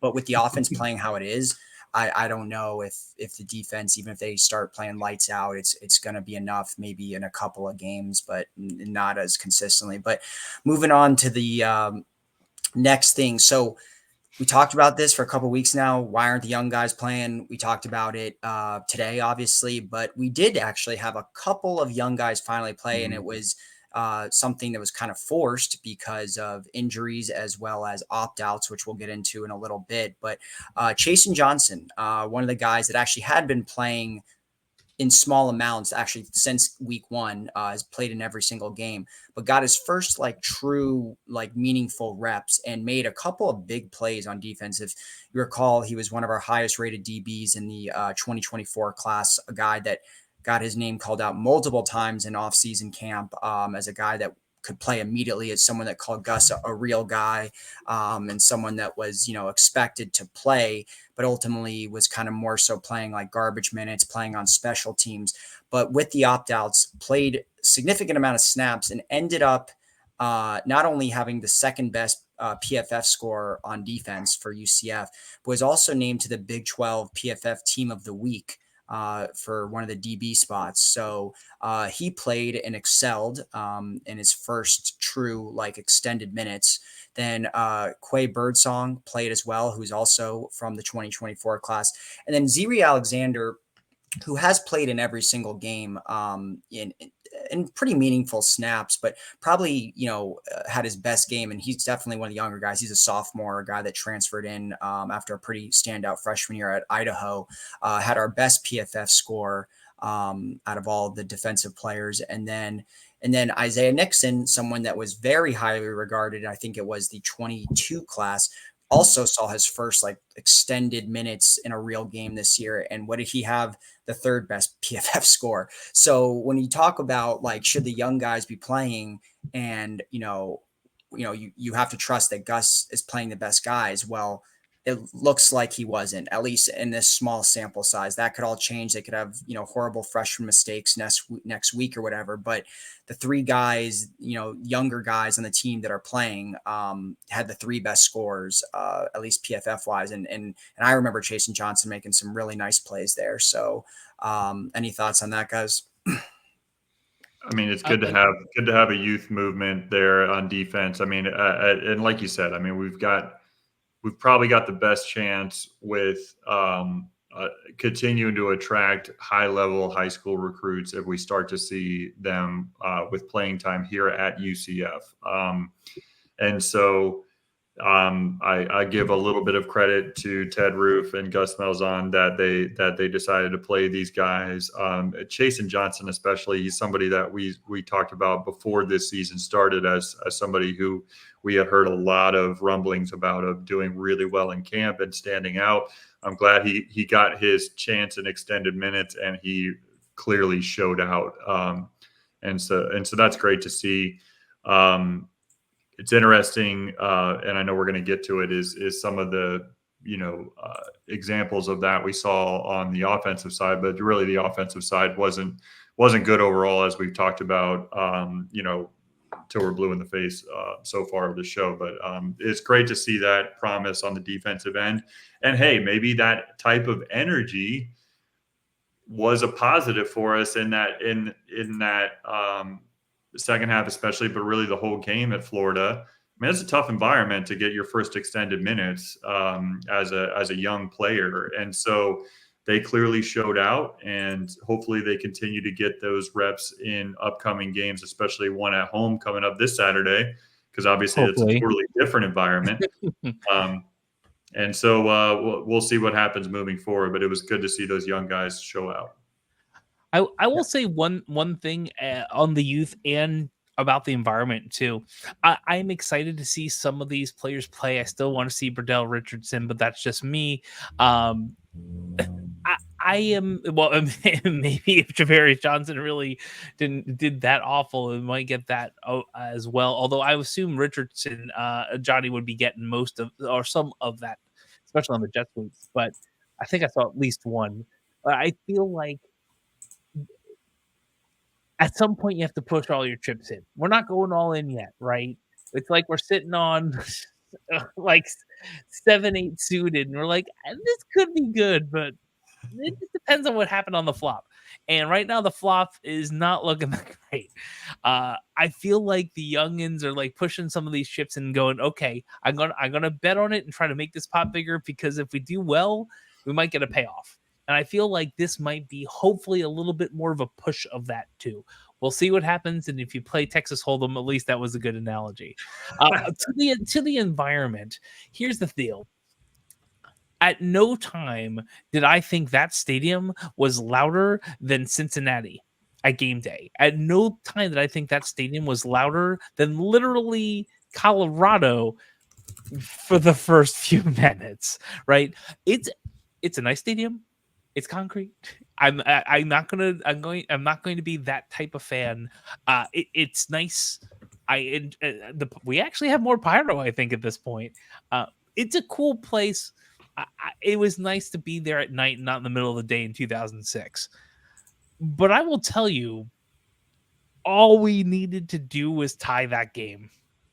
The fans were there to show out, the UCF fans, and it just never got loud minus one or two real plays. I like that level loud, which is weird because I know it wasn't a legit sellout. There was definitely upper decks that were nice and silver, but that's okay. I mean, they sold the tickets, but it wasn't fully packed. It was really, really full. And I love our stadium sometimes for that. There's really no place for the sound to get out. And when the fans are into it, it's great. And this is why the fans have always won the tailgate. The fans always win in the stands. And this team needs to start winning on the football field. Yeah. No doubt about that. All right. I guess, going into the final kind of things about this game, because we've obviously beat it with a dead horse here, but, Yeah.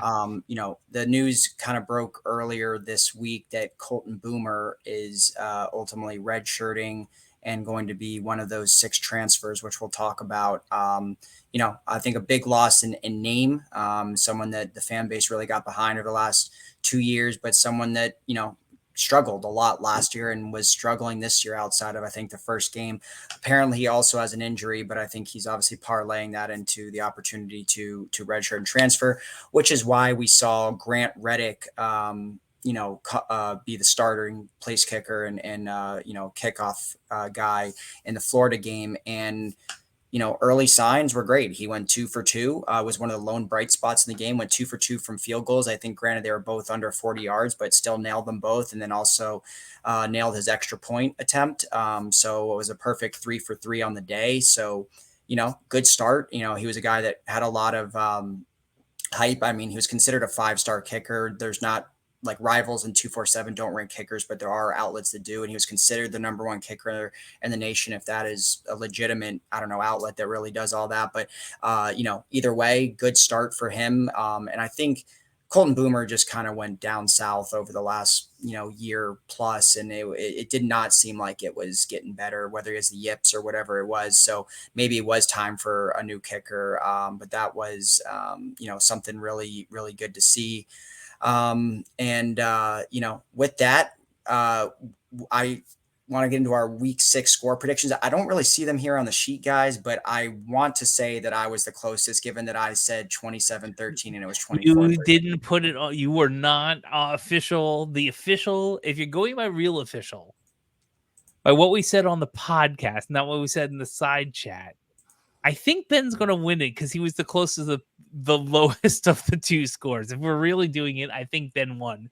I mean, I did say it in the group chat prior to the game, though. So yeah, I think that's not podcast official. That's you have the viewers, the listeners, they have to believe you. And honestly, I'm not saying Alan's wrong. I'm saying he didn't say it on the podcast. So, well, you know what, Roger, whenever you listen to this and come back onto the podcast, well, I wouldn't say get you official blessing, but I think Ben deserves the anti-dub for that.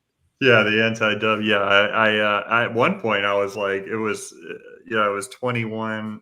It was it was 21-3 at that point, and I was like, well, I have we could come back and I could make it that in reverse. But yeah, 21-20 UCF was my prediction from last week, and outside of Alan's prediction, because he would have been the only one on the podcast that predicted us to lose, rightfully. Yeah. Rightly picked us to lose, I guess. I guess I was the closest of the wrong scores, but doesn't feel too good. I kind of said last week that they may convince me not to pick them in following weeks, and that may occur this week. We'll see. Yeah. Yep. Fair enough. All right. Well, next up, we do have Cincinnati pending this massive Category 5 hurricane, which I would say has more than a good shot to postpone the game. In the history of hurricanes that are during UCF football season, I've never seen an in-conference game get canceled. They've been postponed. Like the Memphis game was played on a different week. And there was a couple other games that I recall. If it was out of conference, I think it would be canceled, but I would assume they would either find a different week or, maybe we end up going up to Cincinnati and playing there instead. And then they come to our house 2 years in a row. I don't know. I would assume conference games don't get canceled, but let's hope it doesn't. Let's hope that the hurricane turns or whatever, but it's not looking great considering that UCF has already canceled most of the Olympic sports, I think tomorrow, Wednesday, and Thursday. You would assume there would be some aftermath, even if the storm is done by Saturday, where it'd make it quite hard to play. But let's pretend that it does happen. We're opening up as a 3-point favorite. For some reason, we have been favored in every opening line this entire season, which is just mind-boggling. I don't know what Vegas sees that the rest of the population on Earth doesn't see. They're not watching the games. Usually I like to say Vegas is always right, or they're right most of the time, but I don't know. We open as a 3-point favorite. I'm sure that line will flip pretty quickly if you're a avid bettor. But the Bearcats, they have the same exact record as us. They are 3-2 overall, 1-1 in the conference. They've beaten Towson, Miami of Ohio, so 2 kind of similar wins to us. And then they also beat Houston, so a crappy Big 12 team. We beat a crappy Big 12 team. We does too. But the difference is they only lost to Pitt by 1, and Pitt is one of the 12 remaining undefeated teams in the country. And then they lost to Texas Tech by 3. So they have been significantly more competitive than we have. They're coming off a bye week this week, so I don't know if that's a good thing or a bad thing. Probably bad because we're playing them. But yeah, I mean, really, guys, the question is, the storylines are the same as they've been essentially for the past 2 weeks. We know the problems of the team, and it's basically, will any of those get better? Will KJ play better? Will the coaching staff be better? Can we rely on the passing game? Can we get more pass rush? Can we get sacks? Will we do anything new offensively? But I guess the question comes back down to, can we get back on track? I mean, Josh, like you said, I do think Cincinnati is a winnable game. We circled it as a winnable game prior to the season.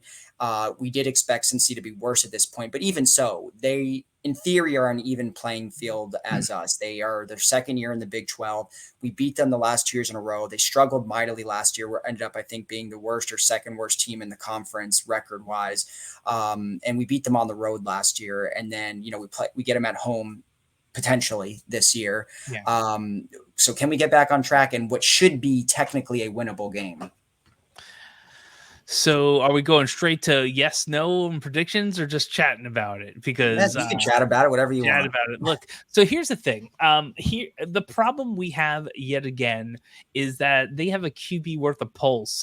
Brendan Sorsby's already thrown for 1,400 yards, right? 12 TDs and 1 interception. 12-1 interception or touchdown to interception ratio. That dude is legit. Yeah, that's what I'm saying. So we have a QB that's worth something, right? And the interesting part is like their receiving core. It's Xavier Henderson is pretty much it, and Joe Royer, who's the tight end.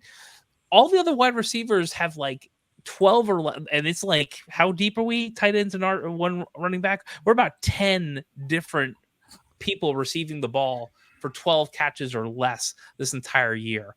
So they really only have, they're kind of like us. They have a wide receiver that is getting at it. And getting most of the touchdowns. They have a tight end that's getting at it, and the ball seems to be spreading around.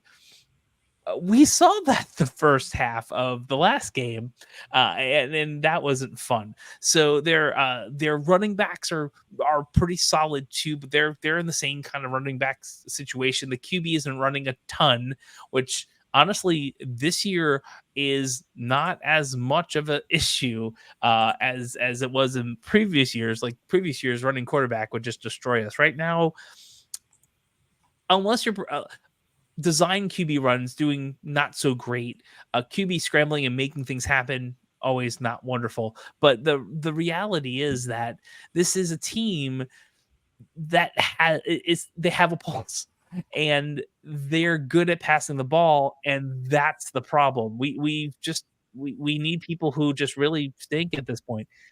What I think is going to happen the rest of the season, unless someone can light a fire under someone's derriere, is that we're going to go with the traditional Gus years we've always had. Beat the people we, quote, should beat. Maybe one ridiculous win over someone we shouldn't. Like maybe we blow out BYU at home or something, and which seems impossible right now. And that's our season. Maybe we get 6 wins. So this one is in the feels like we should have a good shot to win. / if we're down another 20 points in the first half, the wheels are falling off. So that's kind of what I'm feeling like right now. Fair enough. So statistically, it doesn't seem like Cincinnati has the best defense, but they have shown, at least according to our own team, our own coaches, like they've shown a lot of good fundamentals, and they're a solid defense overall, and they've shown up against some pretty good opponents in the sense of Pittsburgh, of course, and but offensively they seem like a team that we're going to have to keep up with, and that's what I worry about. Are we going to be able to score with them? Because their QB and wide receiver for sure are legit, and you're right, their tight end is good too. When did we last see a QB wide receiver tight end that really showed up? I mean, the TCU game was a great example of that. Yeah. Certainly multiple receivers in the Colorado game. It just seemed like that was this is an offense that we're going to give up some points against, and are we going to be able to keep up with them from our own offense, or keep them off the field with the right rushing attack, the right time of possession, and all that. So I think that's going to be a factor and come into play. It seems like we're going to be able to potentially move the ball on them if we can get our running game going, and our offensive line especially has a little bit better game. I think that if we get into a quote unquote shootout, at least the early going with this team, it's not going to bode well for us. It's not a team that gets any type of momentum. Obviously, we're going to have to jump out on them at home, and so it's going to be. We cannot get behind early. That's probably the biggest key. If we're talking about keys to the game, I think we can't get behind early. So two things, and I'll just 1 second. Yeah, go ahead. Two things. One, Alan and others talked about this 2 weeks in a row. We win the toss. Why are we deferring? We know what's going to happen if we get behind. It's happened twice in a row. I guarantee we're going to do it again next game. And then two, when's the last time a UCF team that any of us fans would have to say the statement, if we can score points and hang with them? It's crazy, right? Like, I would say probably 2015, because even 2016 it was a whatever burger of a year, but we saw the potential in Mackenzie and where that was going. It wasn't where it was going to go. Who knew that was going to happen? But even the last couple of years, with even when JRP got hurt in the last couple of years, when did we think we might not be able to score as much as the other team? There may not even be a shot of that. That's the thing. That narrative needs to change, and we'll see soon. Alan. Yeah, I mean, it is crazy to say. I mean, even under Gus, at times, like, I know we've complained obviously about his offensive play calling and the, how, I guess, vanilla it is or whatever, the same thing and predictable. But for the most part, Gus's offense in 3 years has been good. Whether it's, even if it's one-sided, it all comes from rushing. Either way, we have been a top, at worst, 30 offensive team statistically and otherwise. And this year, it doesn't, like, I've always thought that under Gus, it's nowhere near as explosive as Heupel or Frost, but I always was like, we're good for 35. We're every single week we're good for 35. Now I don't know. I think, I agree with Ben. I'll repeat it, but we have to get ahead immediately. There is no getting behind and coming back in this game, because I have no confidence that the passing game will be able to do anything.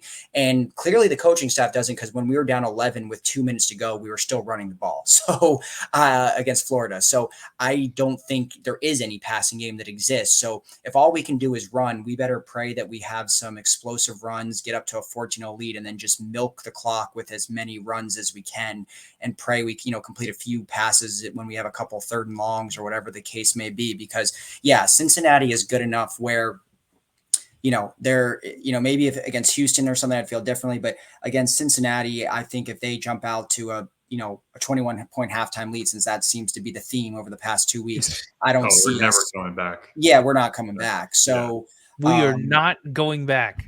Yeah, so it's just not happening. Yeah, we go down 14. I don't know if we can make it back up, which is it's mind-boggling, because you have two players on this team, Kobe Hudson and RJ Harvey, who are two of the best we've ever had at their respective positions. And I know there's been a lot of good players at running back and wide receiver for UCF, but in the past decade, those are two of the best players. And we're literally wondering if we could, score 2 touchdowns, and which is just, it's crazy. But that just shows the importance of a quarterback. I mean, you see it NFL, college, when you lose your main guy.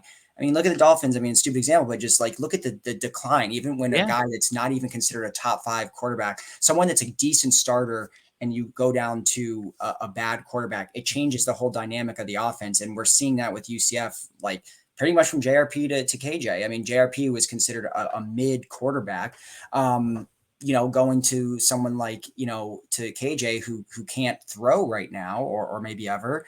And it's so we're going to have to completely rely on the run game. And I would say our only saving grace is playing at home. But like I said earlier, I'm not sure that we're the home field advantage that we once were, now that we're under Gus. So I think we can win this game. I have a shred of hope that the players, the team are mad and that they want to figure it out. Even as much as we've seen the dejection on the sidelines and lack of leadership and all the things that we've taught, all the former players like Trey have talked about, I have to think as competitors, despite them being paid and all that now, that they want to win. They're still playing for NFL looks and things like that. Yeah. Or that next contract in college or whatever. So I'd have to think that they want to win, and the feeling that they have now in the last 2 games is eating them. I would think if it's eating me as a fan, I'd hope it's eating the player. But I just don't know. One of the guys that we haven't mentioned much, if at all, on this show is, and I think has actually been a bright spot, and I'd like to see him utilized more, is Randy Pittman. I mean, I feel like Randy Pittman, every time his number is called during the game, whenever we need a big catch or a big play, like he has always come through. I mean, it kind of goes to show you, again, we're talking about scheme, we're talking about play calling. It's like, why aren't we getting a guy like that more involved, especially when he's a tight end? You know, it's not like he's the type of player that a guy like KJ has to throw 25 yards down the field to get involved in the game. You know what I mean? Like, yeah. It just seems like more quick hitting passes to get KJ in rhythm, and getting Randy Pittman involved could help with that. I'd like to see a little bit more of that this game and moving forward as well. Yeah, I agree with that 100%. I mean, that's a thing. It feels like as basic and vanilla as UCF's offense has been, there's still more basic plays that we could do that would actually help. Like you think these quick slants and things like that utilizes guys like Randy Pittman, or using Johnny Richardson more out of the slot for just quick outs. I mean, as a team that's billed as a fast hurry up offense, we're the slowest freaking offense there is. They do molasses.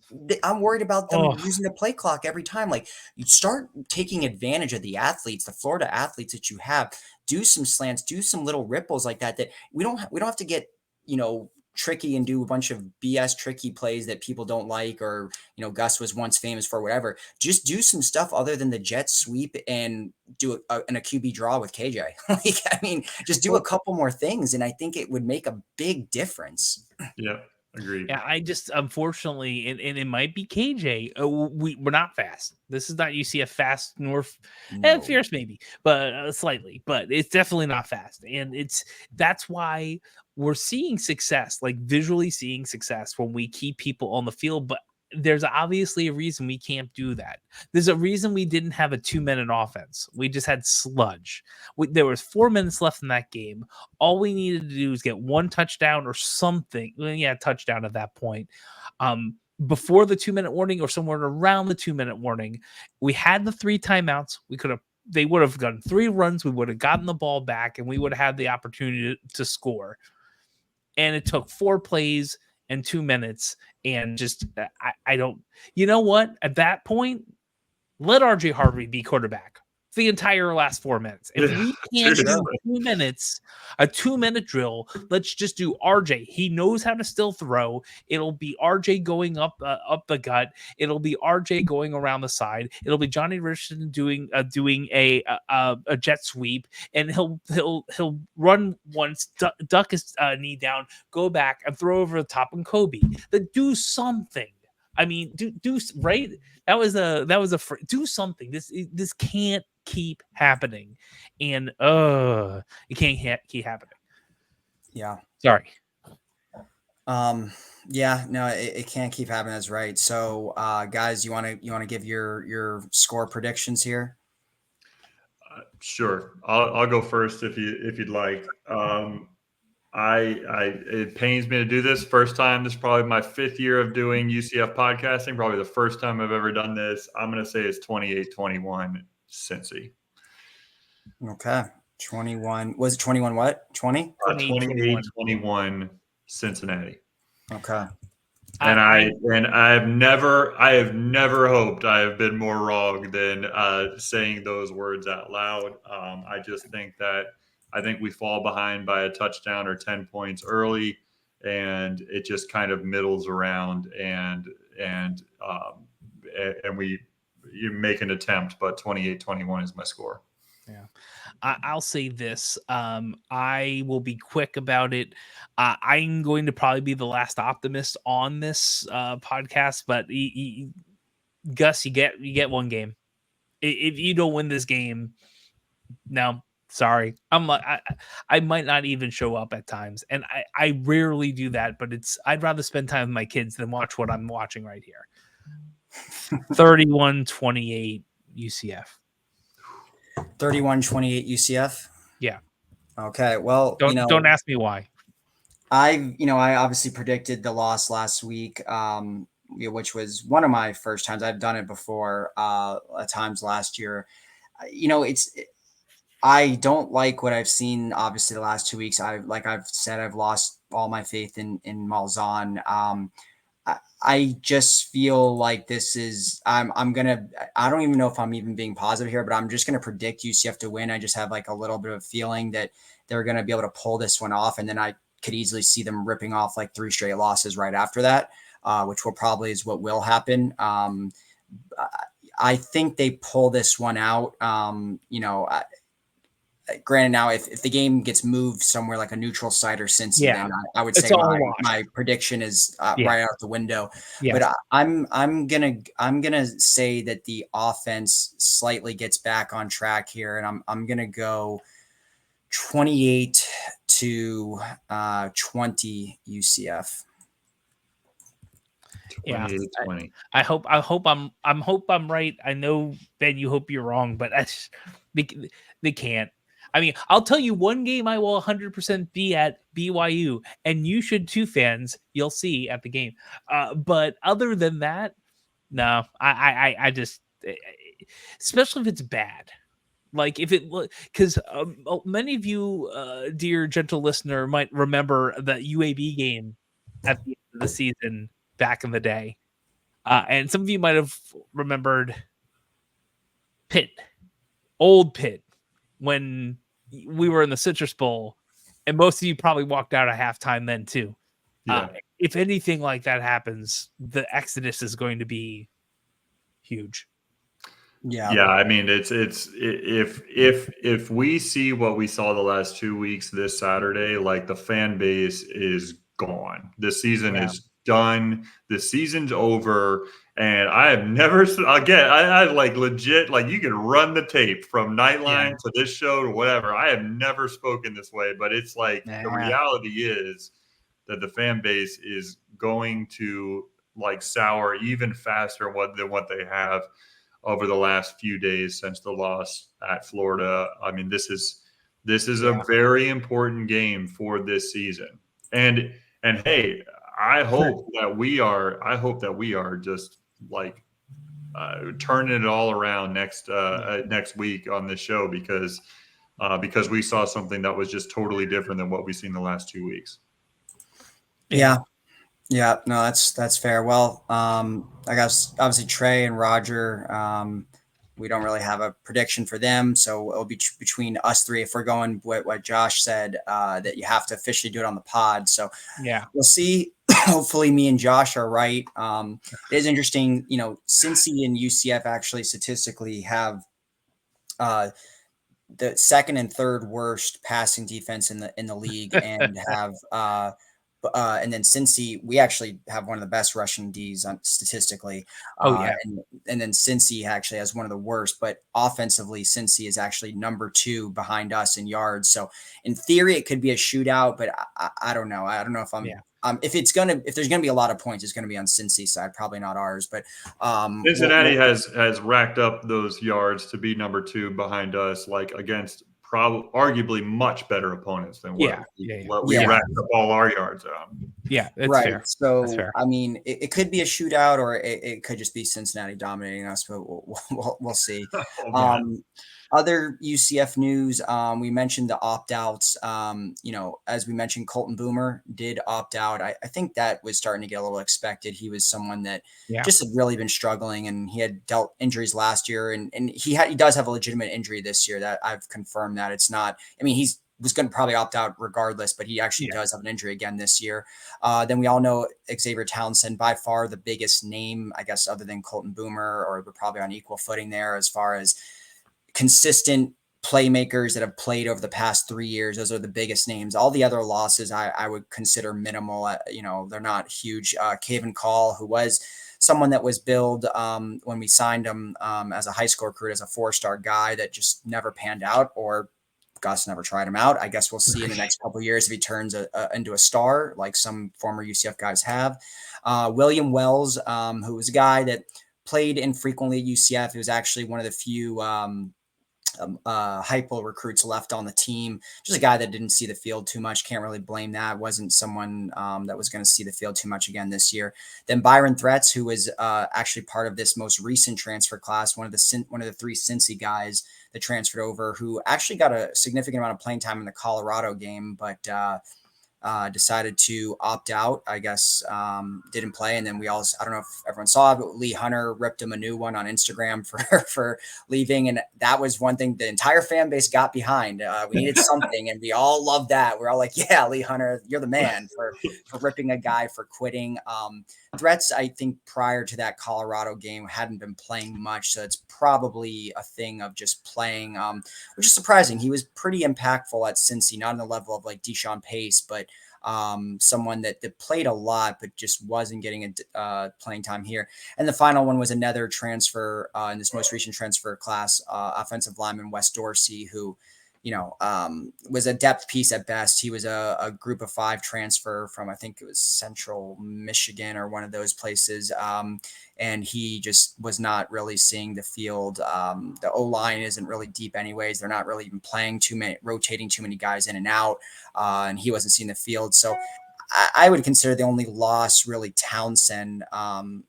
Boomer wasn't playing that well, to be honest. I mean, name wise, it's a big name, but Townsend probably seems to be like the biggest loss. So with the new way of college football, 6 guys, I don't know if that is a lot more than other people in the country on average. I know, Ben, you said UF, you didn't think there was any, but I did see some guy, Alabama. I looked through, I just went on Google News earlier today, and I just typed in red shirt and I typed in transfer portal, and I saw Indiana, USC, Alabama, I think it was Michigan State, Iowa, all had guys that are decided to redshirt. So I don't think when people see this, they're going to look at the 2 losses and be like, oh, Gus is losing the team and all that. I don't put any stock into that. I think if we were undefeated right now, you would still see the same exact thing going on. Maybe not someone like Townsend if he was getting the ball a lot, but the other guys, I don't see how us being amazing right now would really change that tune. It's Right. just the new way of college football. So moving on, the Big 12 scores recap. A couple teams were on bye, but West Virginia beat OSU 38-14. OSU is now 3-3. They have completely toppled down. So one shred of optimism I will say is the 3 top expected teams, widely expected to be the best teams in the Big 12, Kansas State, Oklahoma State, and Utah already all have at least 1 loss already in the Big 12, and OSU has 3. So it is part of being in the Big 12. I think the bigger thing is just how we lost, which we've already gone over a million times. But Iowa State stayed perfect. They beat Baylor 43-21. Arizona State beat Kansas 35-31. Kansas looking like they're going to be the worst team in the conference if it's not us. Texas Tech beat Arizona 28-22. Someone Arizona will be playing later on this year. Houston continued to make the TCU loss just even worse. Beat TCU 30-19, and now TCU has not since they've gone 0-3 in the conference since losing to us in that first one. So that win is looking worse and worse by the day, especially when you considered we needed a prayer to win that one. Then the rest of the teams in the Big 12 run by, including Cincy and a few others, BYU. But we still have 4 Big 12 teams that are ranked. Iowa State is up to a number 11 in the country. And if they win again this week, we're looking at probably facing a top 10 team in the nation in 2 weeks from now. So buckle up for that blowout. BYU is up to number 14, who we play in, I think, 3 weeks. And they could, in theory, be a top 10 team too. Then Utah, who we also play, is number 16, and Kansas State is number 18. And obviously, Oklahoma State has completely toppled out of the rankings. Other than that, a small update, NFL, Jordan Akins scored a touchdown yesterday for the Browns. So that was cool. Jordan Akins still in the league almost 8-9 years after getting drafted. So that's cool to see, still being productive.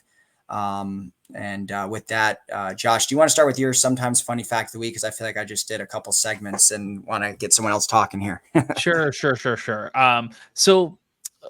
Kind of interesting enough, we've been played, as most of we've played Cincinnati a few times, right? Same conference, moved up at the same time. So let's just take Cincinnati's playoff year out of the picture, because that's obviously, they're beating pretty much everyone.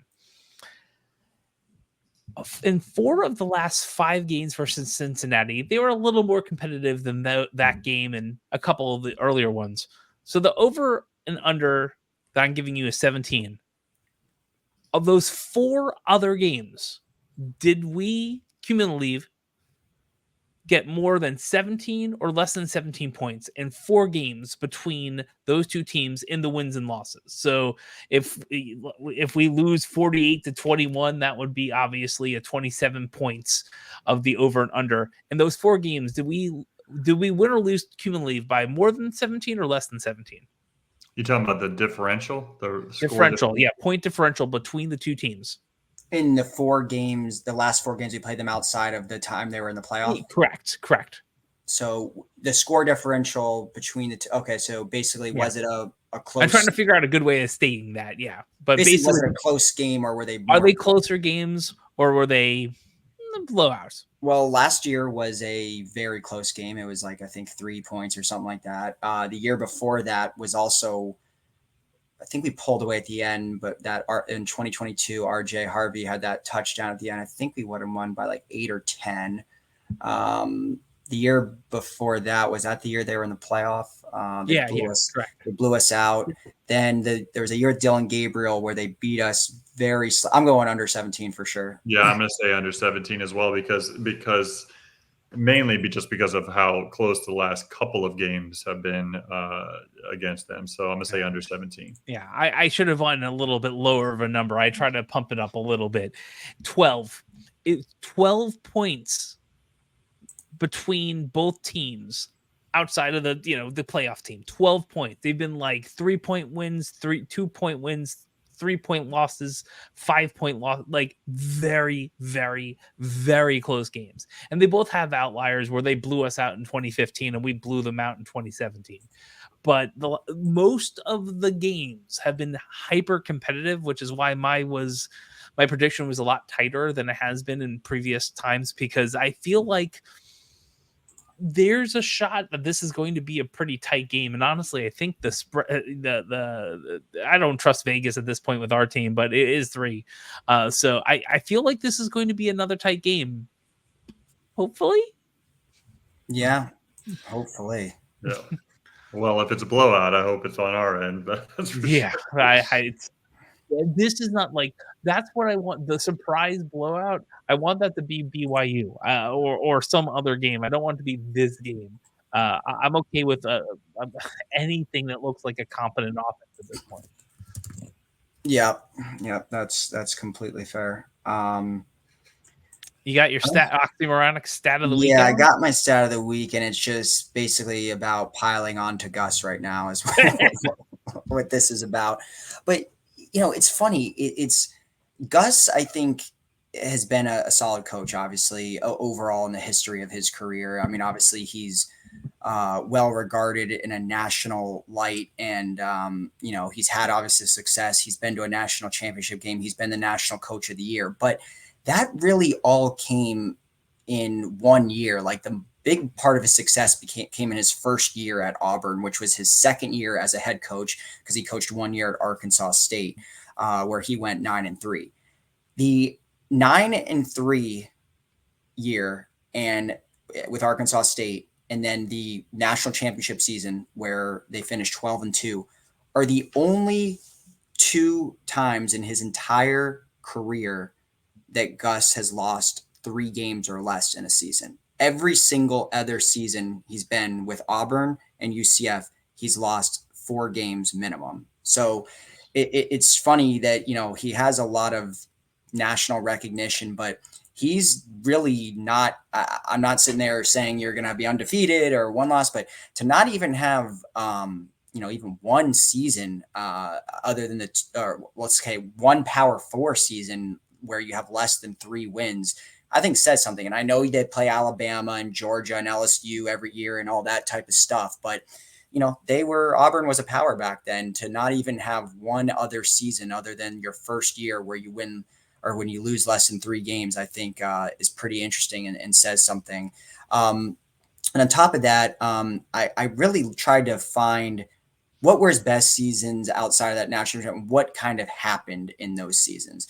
So I looked pretty much every year outside of a couple. They either started really strong and then had a losing streak, or started really bad and then had like some sort of end of the season renaissance. But there's never really any consistency with Gus other than inconsistency. So 2013, to finish the season, they lost 4 or 5 games that completely took them out of the race after starting really strong. In 2015, he goes on a 5-game winning streak middle of the season, loses 3 out of 4 of his games to finish the year. And tell me if this sounds very similar to what happened at UCF so far. Then in 2017, he loses 2 of his final 3 games, including the SEC championship and to UCF in the Peach Bowl. In 2018, he lost his 2 final SEC games. In 2019, they start out 5-0, are ranked in the top 10, and they go 4-5 the rest of the way out. 2020, he starts 5-2, loses 3 of his final 4.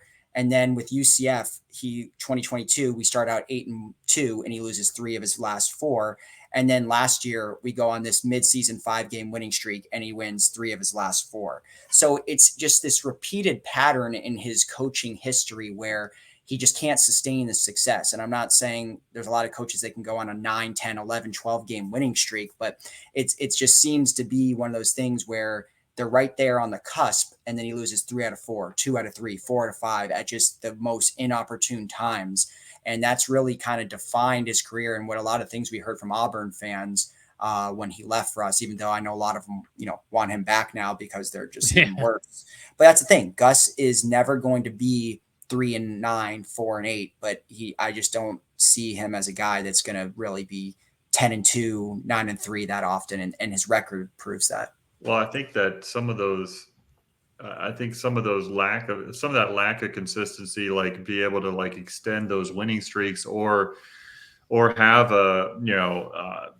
have sustained success throughout a season. I think it speaks to the scheme. Like I think that he gets figured out and exposed in the middle of the season, and then all of a sudden, when it rains, it pours. Like it just feels like that's what we're seeing here. And even going back to, and I didn't realize that was the case, that 12-2 was his last, time that he's had that small amount of losses. But obviously that's a really difficult thing to do is to, win 11, 12 games in college football. Sure.